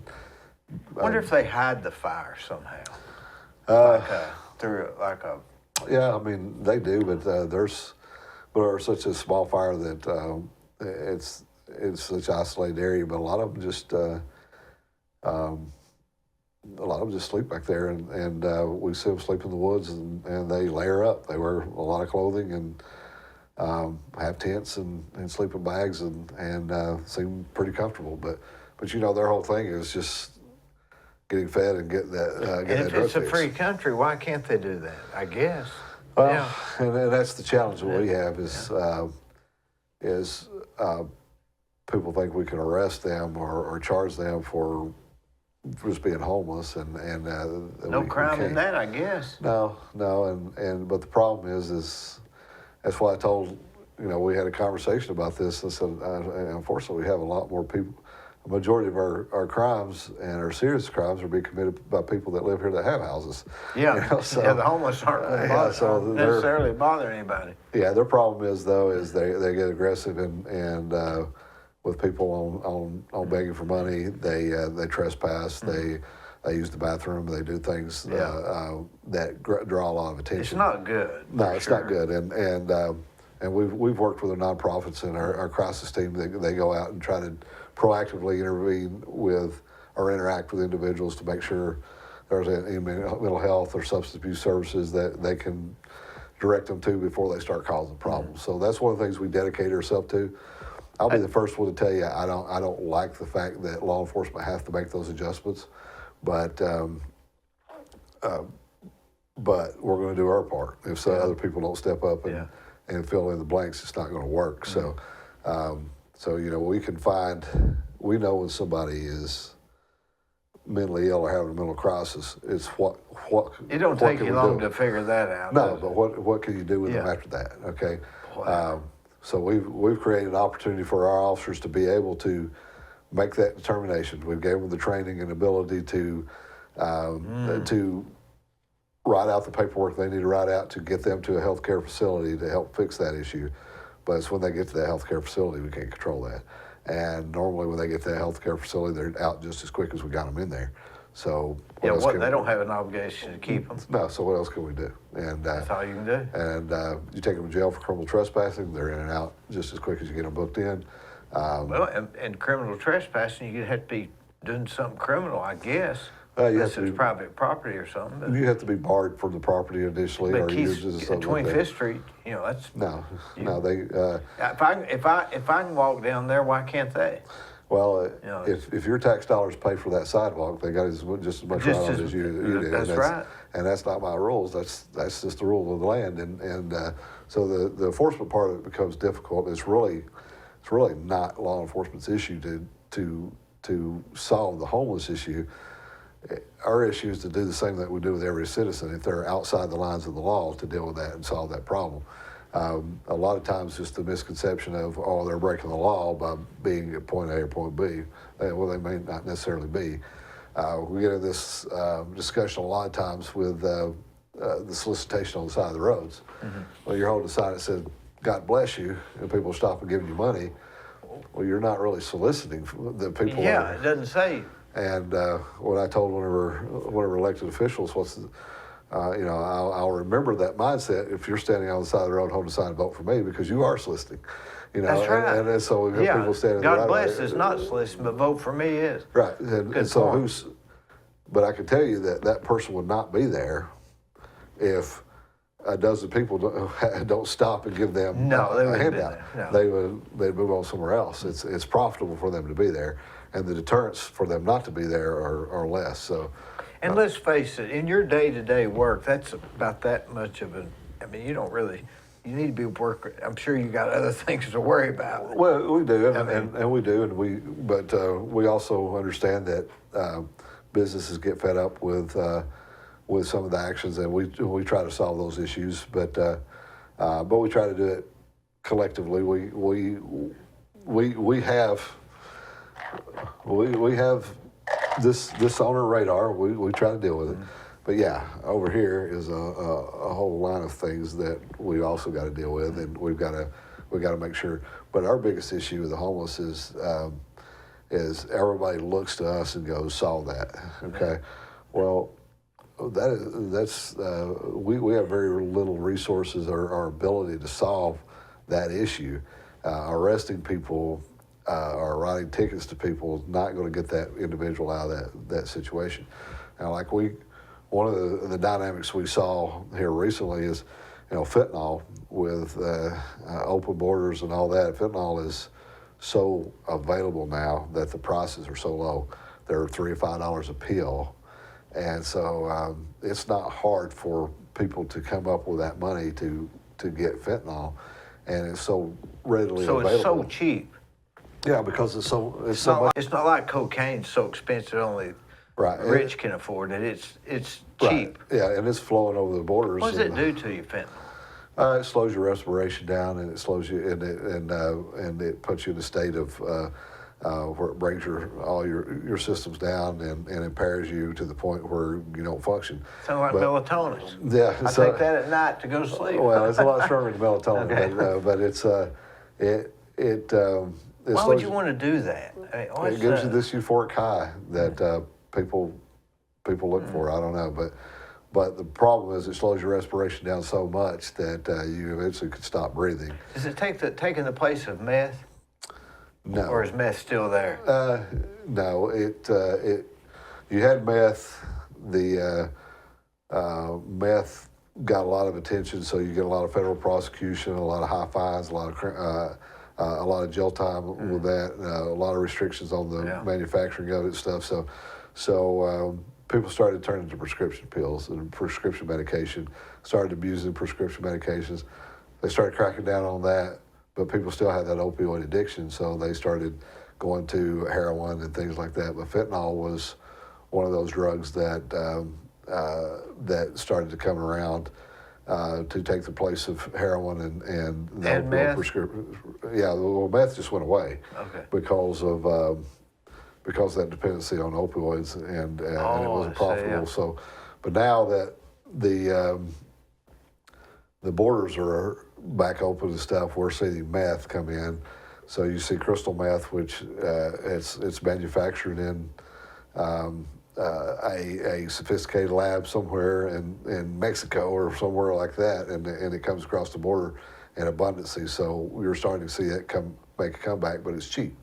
Fentanyl is the same now. You're seeing these blue M30 pills that again are manufactured somewhere, and they're being brought across the border, and you're seeing them in your communities, and the prices are so low because it's so available.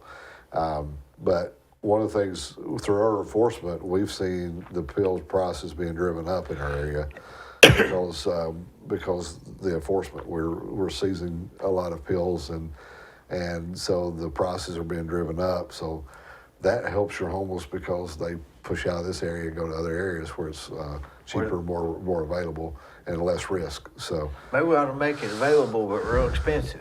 Well, that's the model. But and I tell you, the marijuana, you don't see marijuana come across the borders anymore because it's so readily available in the United States. It's manufactured, it's higher quality, and it's easy y'all to still get. arrest people for marijuana? It's still illegal. Yeah, it's still illegal. Tennessee's not a state.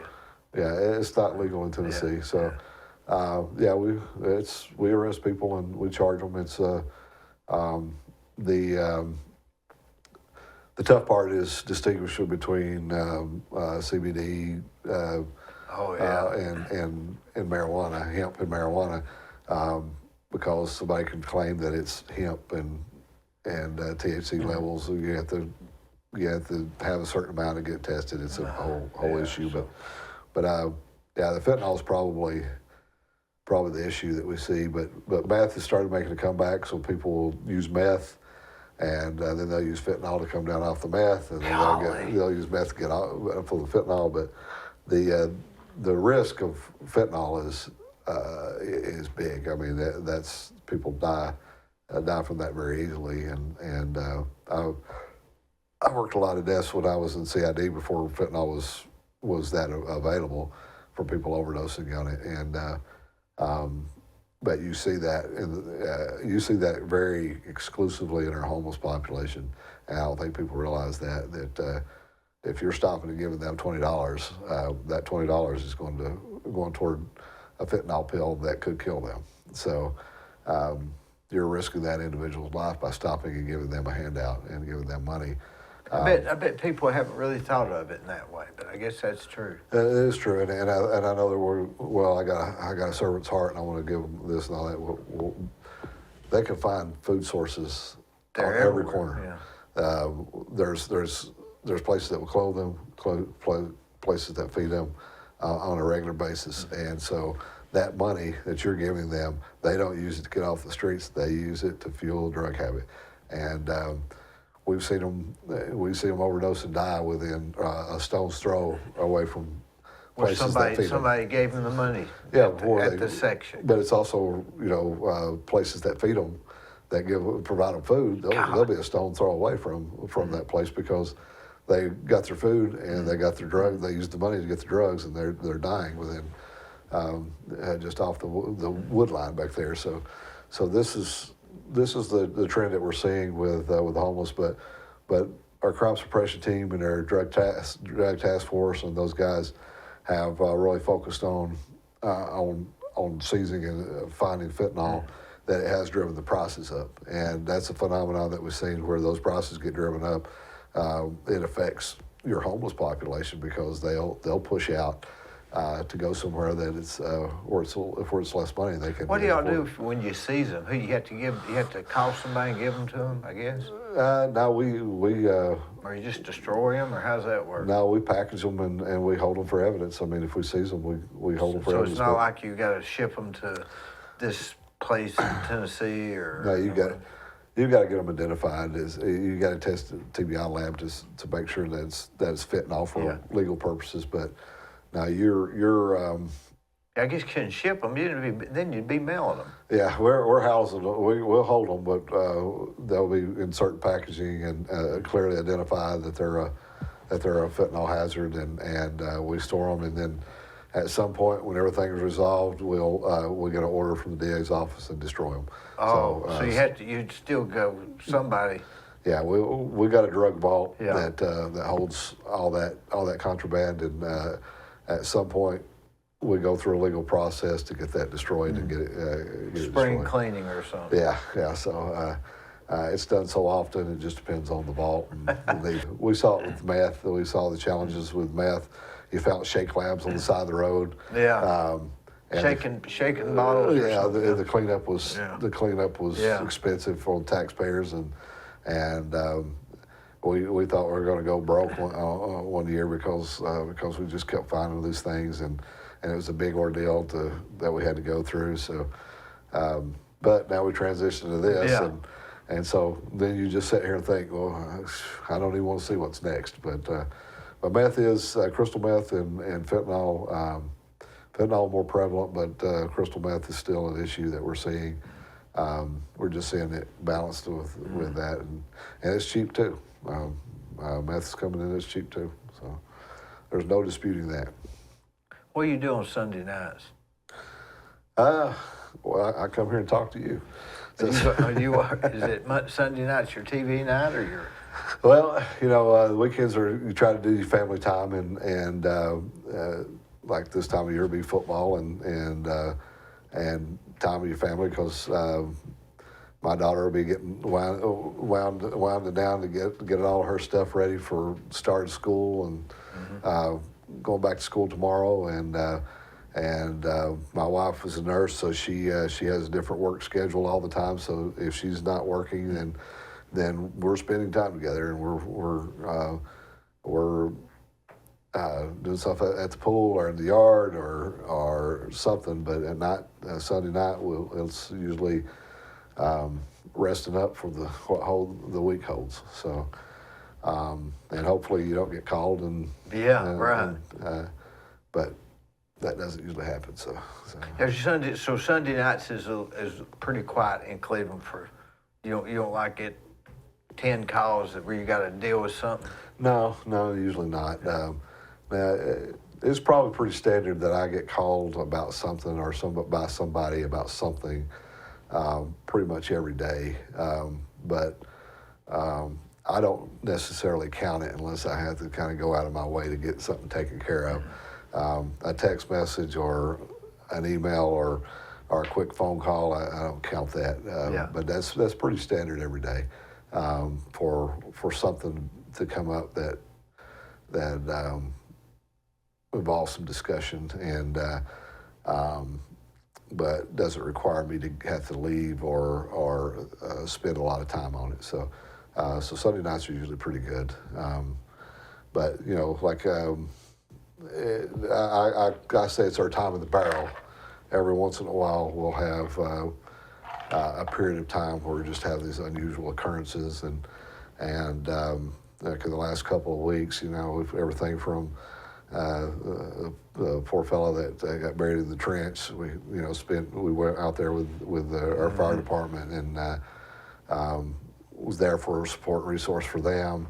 From a horrific pedestrian killed on, it was a horrific crash with a pedestrian on South Lee. Suicide calls. We had an incident where one of our officers had a close encounter with someone that pulled a knife on him that could have ended real bad to the thing on 25th Street. So those were all in the last couple of weeks. And That's a lot of reports. Yeah, but it comes in those waves, and so we try to prepare for those and manage those as much as we can. But what our guys will experience in a short amount of time, in a week's time, sometimes is just is unbelievable what they will encounter. Seeing people killed or dealing with somebody that's in a crisis or being attacked or are having to do an action that, this is what people misunderstand. This is a violent job, and sometimes you have to do a violent event to protect yourself. It's not easy for these guys, They think about that, and it bothers them. And their wives are worried about them, the job and stuff, I'm sure. Yeah, it bothers them for a lot of different reasons, but they don't go out there and choose and decide how they want to take care of a situation. The individual they're dealing with usually makes that decision by their actions, and so if they do A, this is what's going to happen, and so it's a tough job on them, and but it goes in waves. Sometimes it's relatively routine and easy going, but media and the newspapers and stuff, they don't touch the tip of the iceberg sometimes about what these guys deal with, and and some of them have bad luck where it just seems like everything that happens is when they're working, and some people do, and that sort of goes in waves too. Yeah, it does. It does, and but you got to monitor that person. You got to make sure that that you're taking notice of that officer, and we put a lot of effort in officer wellness right now to pay attention to that and make sure that these guys are taken care of, and we're taking notice of their mental health and mental well-being, and when that's tough to do sometimes. Sometimes you just miss it, because it becomes so routine, you don't think nothing about it, and you don't realize it until you're telling a story to somebody else, and you see that look in their eyes, and you're going, well, this must be jacked up. This must be more jacked up than I thought it was. Because I've evolved into this thinking, and there. Yeah, so you're telling them a story that is routine to you that you don't think nothing about, and then they're looking at you, their eyes glazed over, going, and you're going, well, maybe it was a little more than you thought. But our officers are like that, and but they're human. They got emotions. They handle. They're dealing with their regular lives, and then they're going out here and dealing with everybody else's problems. And so, but what we got to constantly remind them is, you may have more problems than that person does right there, but at that time period, they're calling you as the professional to come help them with their issue, and that issue may be the most traumatic thing that they've ever dealt with in their life, or may ever deal with. And you may have just came off 2 calls where some other family has had something more devastating than what they're dealing with, but it's almost like a new inning. You have to think of it as a new inning. Yeah, I tell you see it all the time on the body cameras. They pull up the officer, hey, how are you? And the officer says, hey, how are you today? I'm gonna be better. This you, and they're just devastated at whatever's happened, and you're listening to what's happened to them, and it's nothing. It's like it's nothing, or it's going to be okay. It's not.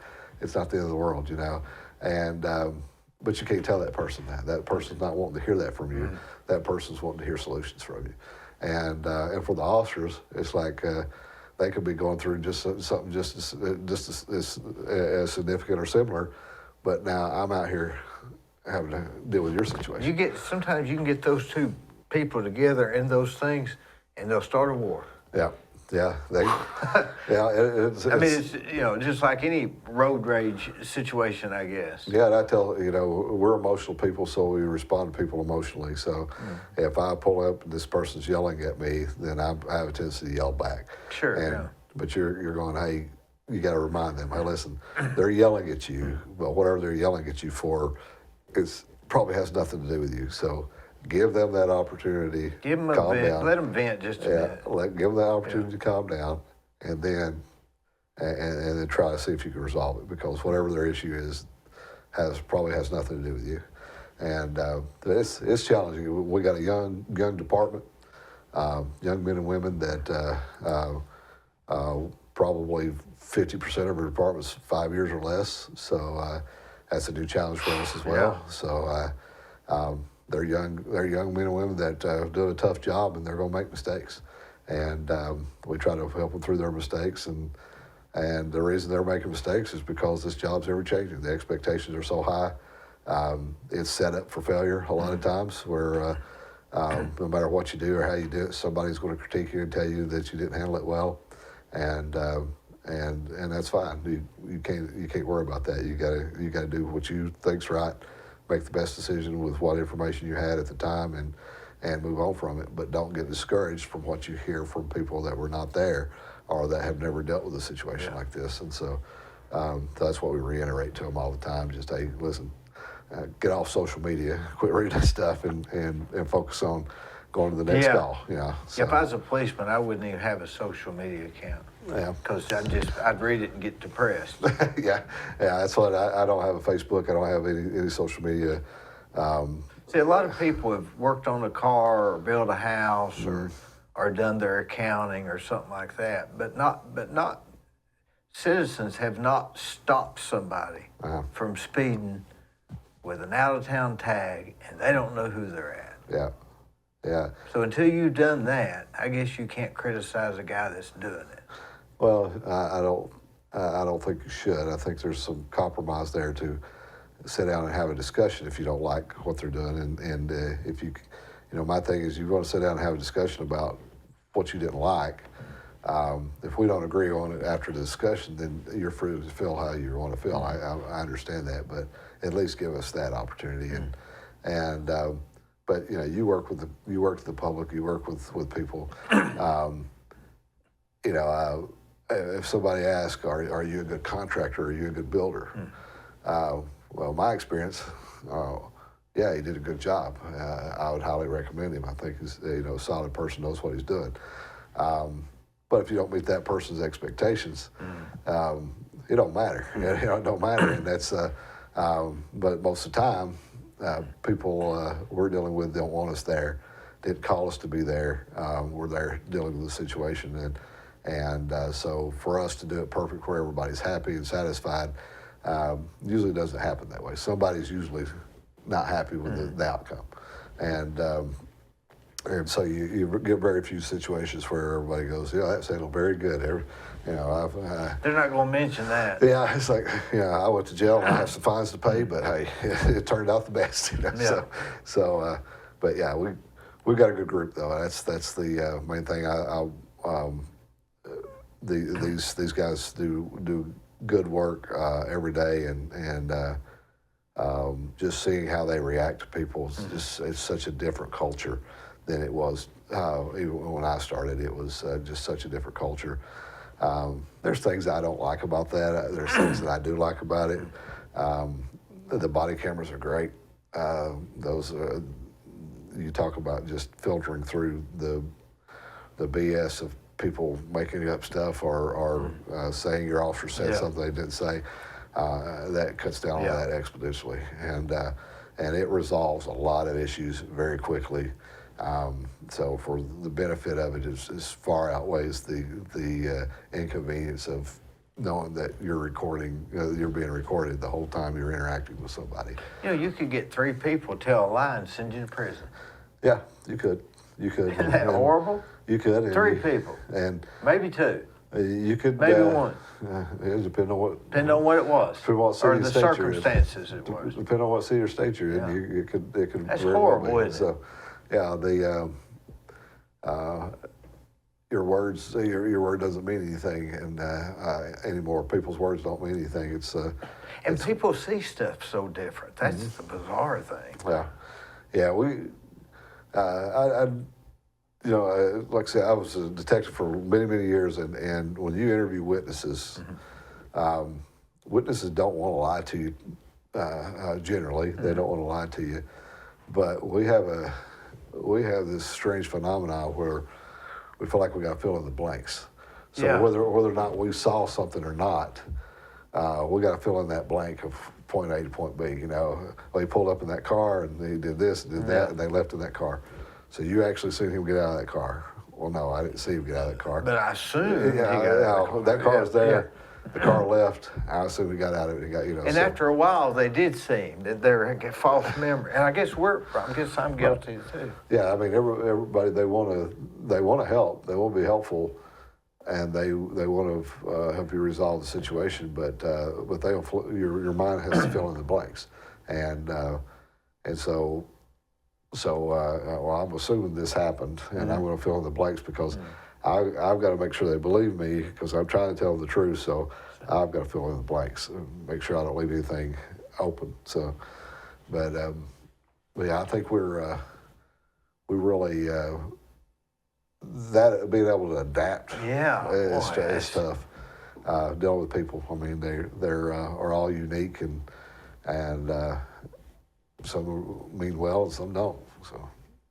Yeah, I'll even talk to people anymore, and I'll say, hey, tomorrow let's go over there about 2 o'clock. Okay, all right, see you. Where you at? Well, I'm not there yet. Why aren't you? You said 3 o'clock. No, I said 2 o'clock. Right. And both people believe what they thought. Yeah, both people. And they both believe it was, one believes it's 2, the other believes it's 3. Yep, and they'd swear to it, and they'd blah blah blah. And you can't change that. No, you can't change it. You can't change that, and then the more you dwell on it, if you can't move past that, then you that now you're defending. Now you're defending. Yeah, it gets that rift gets wider and wider, and so the people are the same thing, and the way officers perceive things.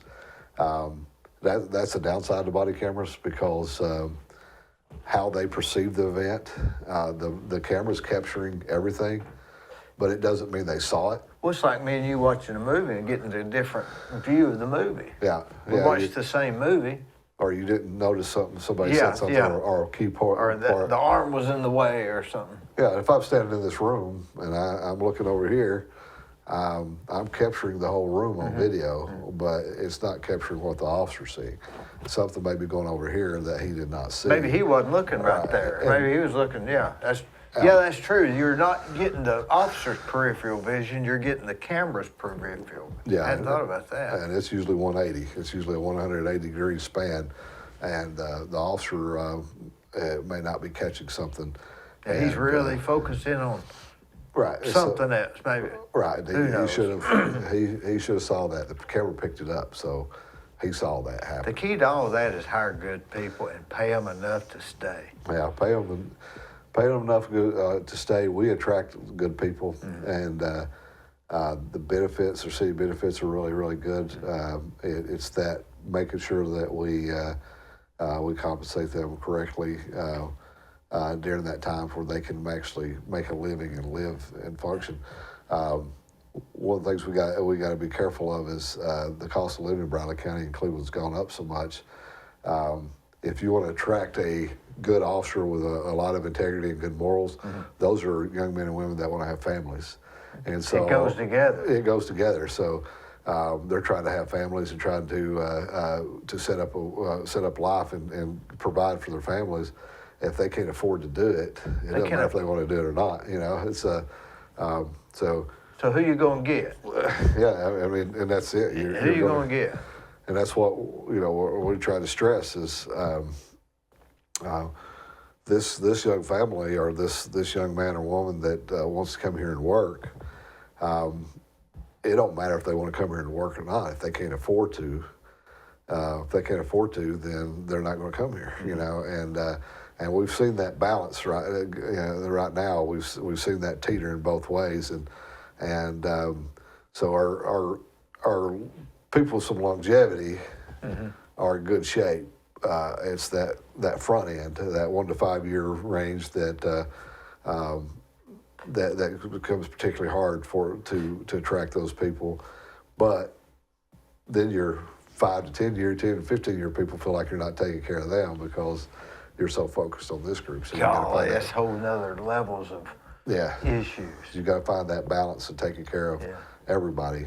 It's like say, hey, I got a guy that'll come and be a policeman for $10 an hour. Yeah, great. You don't want to hire him. No, and you get what you pay for sometimes, and it's a sense of and that sense of loyalty is different too. And I used to hear this all the time. It's like, well, I'm going to stay here because they're the ones that gave me my start, and they gave me my shot, and we'll stay here. Until somebody offers them $2 an hour. Yeah, somebody offers them something else, and they're going, I'm out. But we've seen that a lot in the last couple of years. Agencies needing bodies so much because people were just leaving in droves. So we started being our own worst enemy. They started dangling shiny stuff in front of this officer to get him down here. Yeah. But what they found out is, like with us, they're paying $5,000 more down here a year. Okay, well, what they didn't think about is they got a 401k program, so you're going 8% that you're going to pay in. They're going to match. Their insurance. Yeah, their insurance is higher. It's higher. You're paying for your own equipment. They give you 7 paid holidays. We give you like 13 paid holidays. Right. All those little things. And by the time you balance it out, you're actually going down there to work for less. And so we've managed that real well. And the city council's really stepped up and tried to mitigate a lot of that. And we're hoping in this year and the next coming years that they'll keep those step raises going and doing those pay studies to make those adjustments to keep that longevity for our officers. That makes the big difference. And we constantly have to work on that and push that. And our big issue too is 50,000 people. Okay, you're a police force of 50,000 people. Well, we're really not. We got 50,000 residents, but our service population can get 150, 200,000 any given day because I-75, the industry here, our approximate location to all these rural counties that have people that come in every day to Cleveland to do business. So you're not getting credit for your service population. You're giving credit for your city population, and that's what drives your staffing and pay and all those things. And you're going, well, yeah, we've got plenty to do 50,000 people, but we don't have for 150, 200,000 that we're servicing on a daily basis. So those are all challenges that you see every day with growth and prosperity, which is a great thing. That annexing this property and that property, and 400 homes going over here and 200 homes going over here. It's all great, but we can't get behind it.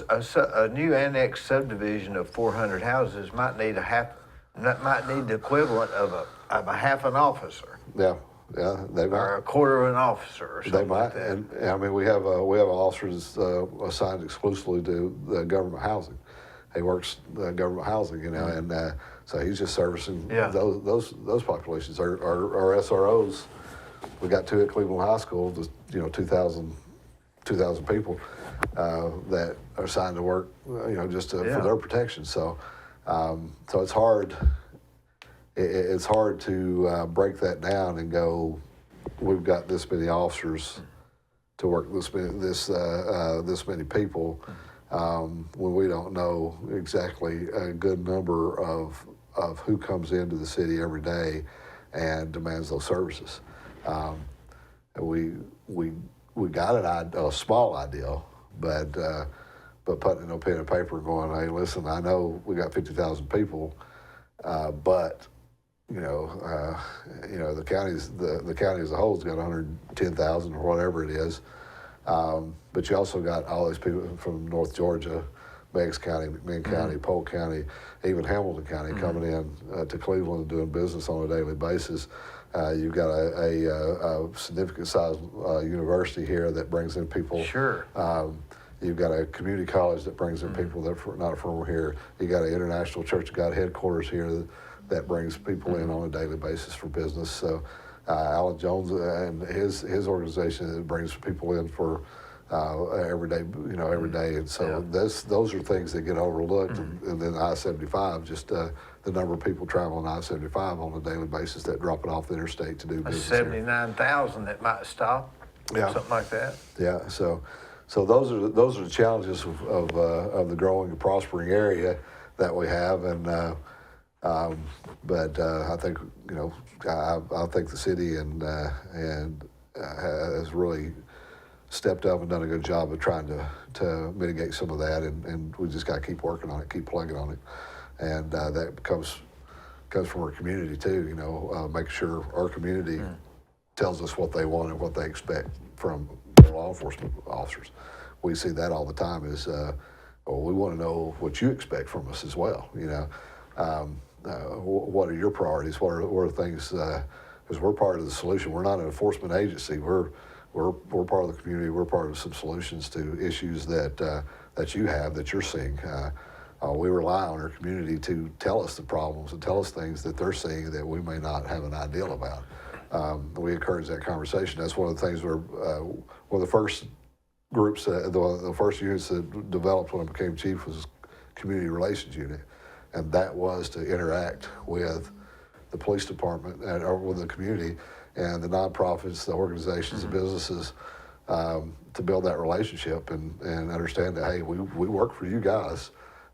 We're part of the solution. We're not here just to enforce laws. We're here to hear from you guys and how we can be utilized and help you day to day make it through your days and make it through your whatever you're dealing with. To let us know what you need from us, and that's what we're here for. But we developed that as a process. We started training all year round. Making sure that we give those guys the opportunities that we can, and I think it's been a lot of moving parts. You know. I know. I'm sure there are any, but I never hear any complaints about the Cleveland Police Department. Yeah, I'm sure there are, but I never hear any. Yeah, there's complaints. Maybe I'm not around that much in the city. Yeah, there's complaints, and there's things that we mess up on and things that we have to adjust. But we're always going to be open and honest with you. Well, I don't hear about them. Yeah,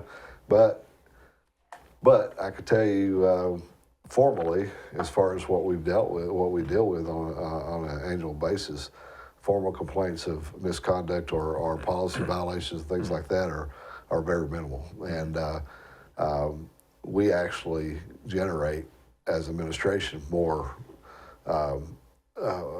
issues that we deal with as far as administratively than comes from out of the public. So kind of policing our own, when we're probably at 75% more likely that if there's an issue of discipline or an issue that we deal with an employee, it comes from our observations, it comes from internally, something that we've saw or something that we've uncovered that was an issue. And we deal with that in a corrective way. Whether that corrective way, there's a no-go line there.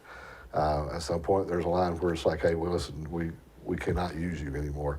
But for the most part, it's dealt with understanding that there's a big learning curve. It's up to us to train. It's up to us to correct that person. If you got rid of everybody that made a mistake, you wouldn't have anybody working there. No, this is, like I said, this job set up for a failure. You're going to make mistakes every day. If you get enough calls, you're going to make a mistake. But are they from the head or the heart? You know, and there's certain, we give that expectation to them up front. There are certain things is wrong, and if you're involved in that conduct, that we're not going to stand behind you on that. If you make an error trying to do your job and do it the best way you can, we're going to work with you. We're going to try to correct that. But I think all in all, we. It would be a horrible job being a policeman like that, having to watch. See, tomorrow I don't have to watch my conduct. Yeah, no, but. I mean, I do ethically and whatever, but I'm not going to get fired. But see, that's all we ask our guys to do too. It's just ethically, morally, make the right decisions for the right reasons. Go out here, do the best job you can, and make the best decisions you can. If you're doing the right things for the right reasons, then we can work with that. But the integrity part of it, that's everybody's responsibility, no matter if you're in law enforcement or not. So, and I tell them up front, there's always this age-old question: should officers be held to a higher standard than a normal citizen? And I don't know the answer to that, but I can tell you that they are. So I don't know. Kind of like a preacher saying the same thing about a preacher, Yeah. So I can't tell you if we should be or not, but I can tell you we are. So the only thing I can tell you is that if you let me ask you a real important question. Yeah. Do y'all get discounts on food at restaurants? Sometimes. We do sometimes, and that's do you have to show the card? No, they offer it? I tell you, we probably have more times that citizens will will call us, or assist will pay for a meal. More so than the than restaurant just- owner saying, yeah. I got this. Yeah, but Because used to, it was kind of standard. Oh, yeah, it you know, was- like it was- I remember Shoney's always gave half price to. yeah, it was a lot. It's a lot less now, but so they usually do. It's not uncommon for them to go, you know, like a drink or something like that. You know, of course we tell her, you don't expect that. Don't ask for that. For sure, Don't, and if they insist, okay, but. Yeah. I'm not sure what's going on, but there's something going on. But either way, we do. That's when we know something's going on in the country. That's or law enforcement's getting beat up. Yeah. Is you can't go anywhere without somebody paying for your meal here, and that's kind of a neat thing because. But that's what we talk about all the time is the atmosphere around law enforcement. We have people going, "We love law enforcement. Yeah. We appreciate you guys so much." But then it's followed up with, "I don't want my kid doing it." Yeah. I'm like, well, we need your kid doing this, you know, for the future. Let me check my phone real Hey, quick. I appreciate it. Yes, sir. Hey, I really do. Yeah, I appreciate it.